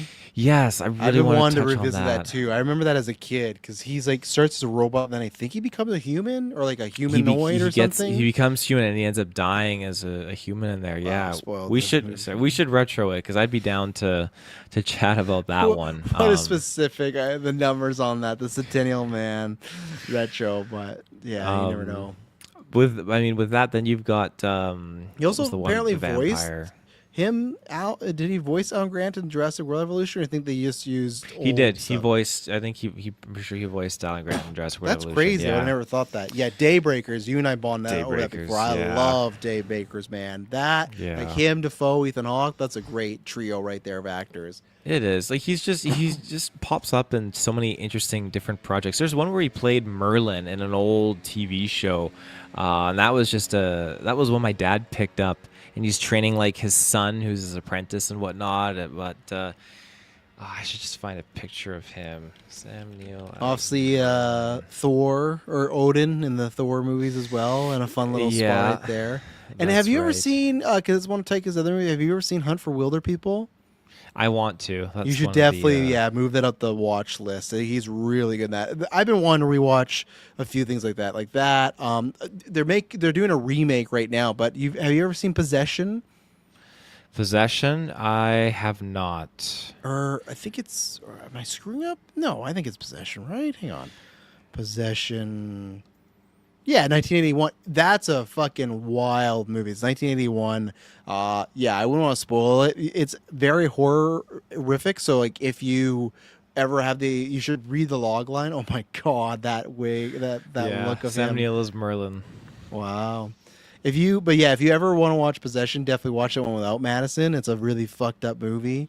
But he's Okay. great. He's like the boyfriend in there. But there's another one. Oh, you mentioned something. I can't remember what it was. Hopefully it'll come back to me, but it was something else that you were talking about things he had popped up in, and I thought I had something. Or sorry, it's Bicentennial Man. That's the one. Right. God. And I know Dylan's talked about this one before, and this one I want to rewatch. In the Mouth of Madness. That's a fucking trip with John Carpenter. Everyone check that one out. Oh man, what was the one I was gonna bring up? I can't remember. That's gonna bug the shit out of me. But yeah, definitely check out Possession. It's a wild movie. Yeah. What else? Go ahead. I'm curious and excited to see what is going to happen. I love you. Night night. Not to you. Well, I love you, Travis, but I was talking to my wife see if- specifically there. Yeah. No, I'm curious to see because I completely forgot that he's in Godzilla X Kong Supernova Right. next year, which is just wild. Yeah, So when 'cause that he has movie comes that out, and The Last Resort as well. He's in. yeah, and I need to see that because he also has a TV show with Eric Bana that I heard interesting things about that I want to watch as well on Netflix. The Estate? No, not The Estate. Is it The Estate? I can't remember what it is. But anyways, it's going to be bittersweet seeing him in Godzilla. That might bring a tear to my eye. 'Cause, yeah, it's crazy. It's crazy. But I feel like that's one more. I mean, no, Godzilla's not a dinosaur, but it's just gonna feel like another dinosaur adventure Adjacent. kind of thing. Adjacent, yeah. Yeah. It's like for me, like it's not the same thing, but like when Robert Englund played like Vecna's dad, and it's like Vecna's very like Freddy Krueger like, so it's like okay, I can see this. But yeah, the other movie has Last Resort. What is it here? A career-focused woman travels to the Philippines to evaluate a potential resort site. Amidst the stunning landscapes and friendly locals, she unexpectedly finds herself drawn to the country's beauty and a charismatic pilot named Ben. This movie's starring Daisy Ridley and Alden Ehrenreich. Oh, that's fucking crazy. So you're going to have Ray shacking it with young Han Solo. And Oh, there you go. Sam Neill's in this. He plays Gerard. So he also has that coming out. So it sounds like he's in a rom-com as well, too. So, and that's where it comes down to, right? Where it's like, that's where we talk about these things for fun and we can get heated and debates and everything like that. But that's where this is what happens, right? I've said this before with Hugh Jackman, where I'm always going to watch X-Men Wolverine Origins because if he ever passed away, that's one of the Hugh Jackman performances I have. He has a lot of them, but still, there's still only a few of them, right? Same thing with this, where that's what I was going to ask you. Did you end up watching Jurassic Park with Sadine, or did you just keep it to the adults right now? Just the adults. Yeah. I think I'm gonna wait till she's like 3.5 before I put that on. Have you started her with the animated show, the Camp Cretaceous or whatever? No, I'm not sure if I'm gonna jump on that with her right away. It's a kid 'cause animated show. It is, but I'd rather her watch the movie first. Watch Retreat Retreat. Is it Retreat with him, with Sam Neill, or are you talking about something else? If it's something else, then I don't think so. What year is this? I don't see anything with Sam Neill. I don't think. Let's see. Sam Neill Retreat. Be more specific, Benson, more, because I don't think that's anything there. But that's what I was saying with these performances. We're gonna try and wait to watch Jurassic Park with the girls. They're a bit older than Satine, so I think most of them will be fine. If not, they can boogie off. But that was where I haven't watched Dominion since we saw it in the theaters, and I actually have never really had much interest to go back to it. But because of times like this, that's where it's like, you know what, I will watch it, because like you said, it's another Sam extended Neill edition, event, because you get more Sam Neill scenes. if you right. do I extended should. edition. Yeah, I'll try that out then. I'll look and see if I could find that somewhere. Hopefully streaming it, not to buy, but if not, I'll check it out. So, and that's where it comes down to, right? Where, yeah, there's issues with the Dominions. I think that and Fallen Kingdom are very poor, like, made movies. But at the end of the day, I remember still liking Sam Neill's Alan Grant in there, and I love Alan Grant. And that's what's like. I would much rather him be back in this fine, all right, meh movie to never being back at all, right? That's how I feel even about the Star Wars sequels, where I know there's sometimes people, they use Carrie Fisher wrong or Mark Hamill, which I don't even agree with. But even then, it's like, well, it's that, or what if it was nothing, right? To see them, and even like Harrison Ford one day when he passes away, he's incredible as Han Solo in Force Awakens, right? And that's where I would have taken that, or even Rise of Skywalker. I don't think that's a good movie, but like I love that scene where he comes back in, right? So that's where it's like we have our holdups when we talk about the Batman and the MCU, and even me when we're talking about Doomsday, it's like but at the end of the day, when it's the real life stuff that comes in, it's like, it's great to have him back here. So yeah, a horror film this year earlier, Corporate Retreat. I never heard this movie actually, so. I completely forgot he was in The Hunt for Red October, which I love that movie. I need to go back and rewatch that one. And it's funny because I did a binge to catch up for the movie, but this is where I know Kirkland's told you watched this before too. You should definitely at some point watch Peaky Blinders. He's in the first 2 seasons, and he's this great like dirty cop that's kind of struggling with a bunch of stuff, and he's really good in there. So that's one. And then one that I watched and didn't even know he was into like years later, because I was a big fan of, like many other people, but a big fan of the original. And then I even loved the sequels, was The Omen. And I can't remember what the third Omen that he was in, because it's him, because it starts with The Omen. Have you ever seen any of the Omens, Taylor? No, but it was part 3, right, that he's in? He's the grown-up, yeah. So the trilogy is obviously the first movie. You probably know the pitch, but if not, it's political couple adopts a baby because they can't have a baby. Oh yeah, I think it's called Damien. That's what I think it's called, right? Right. It's called The Final Conflict, and it's the third Omen movie. But the trilogy is the baby that's the devil, and then it's him to grow up as a youth, and then the third movie it's an adult and he's trying to like become the president. That's the idea, is like the devil and the people place this baby with this political family so he can grow up and like naturally become a political figure, right? And I rewatched something a couple of years ago. I think the sequels are all right. The first one is a classic, one of the greatest horror movies ever made. The sequels are like, they're fine, but it's a fun build up. But Sam Neill's basically playing the devil in Omen 3. He is the kid growing up, but it's like he's the devil's son, so he's becoming it's a very fun kind of like cheesy type of role. So that's another one that my childhood that I had watched that and didn't even know that was Alan Grant, because he's like really young in that. So yeah, that's another one for me to shout out. So oh my god, Carl, he was awful in Peaky Blinders. Where's Carl, where you haven't seen it here? You don't know. You could ban and delete their comments. No, another great Northern Ireland actor. But no, I thought he was great in Peaky Blinders. Carl, I thought he fit the sternness of the character, and I thought he had this very like weird vibe about him that felt like he's trying to be an honorable man, but then just a piece of shit. So I really liked him there. But yeah, a great actor. He's just one of those guys too that, like I speak about in the Omen 3 and Final Conflict, that it's a fine movie, but he raised everything up. So yeah, I haven't seen the latest Godzilla, but maybe I'll watch this next one. But I'll definitely see that that other one. But I want to see some other stuff that I haven't seen or haven't seen in a long time. There's things I look on here where it's like, let's say The Hunt for Red October. I've not seen that in ages. So there's definitely some stuff I would love to take a dive back again and go there. So yeah, big rest in peace, Sam Neill. Big part of my childhood. And again, like I said, Alan Grant was huge. Like, and he even looked like a lot like my grandfather. So I always had that connection where they were not at all similar as far as vibes wise, but looks wise, it always felt like that. And funny enough, that was the last movie me and my grandpa ever saw because for his birthday, I took him to Jurassic Park 3. I remember seeing them in theaters, and that was like what an experience to see that. That was a good time. So yeah, I definitely once me and the kids line up, gonna watch some Jurassic Park and some other stuff here. So anything else to say, Taylor? I want to read his autobiography. I've heard really good things about it. There you go. So I didn't that's even know definitely that. one that I want to hop onto and it completely went over my head. I didn't realize he was knighted a few years ago. He's Sir Sam Neill. Yeah, it's really thought things were kind of be on the turnaround for him because he was cancer free. Yeah. He did that new clinical trial where they took some of your blood out because it was a blood cancer that he had, and then they I don't know the specifics and the scientific fact to it or the components, but they kind of redirect your blood and your blood cells to attack the cancer, and then they re-inject you with like your super blood. So he was cancer free, and I think he was working to get New Zealand to kind of have this covered under medical, because it's a super expensive process. But yeah, I mean, much love to his family and thoughts and prayers, because his family said it was very unexpected and sudden, which just not good. But yeah, very sad. The world has lost a wonderful person.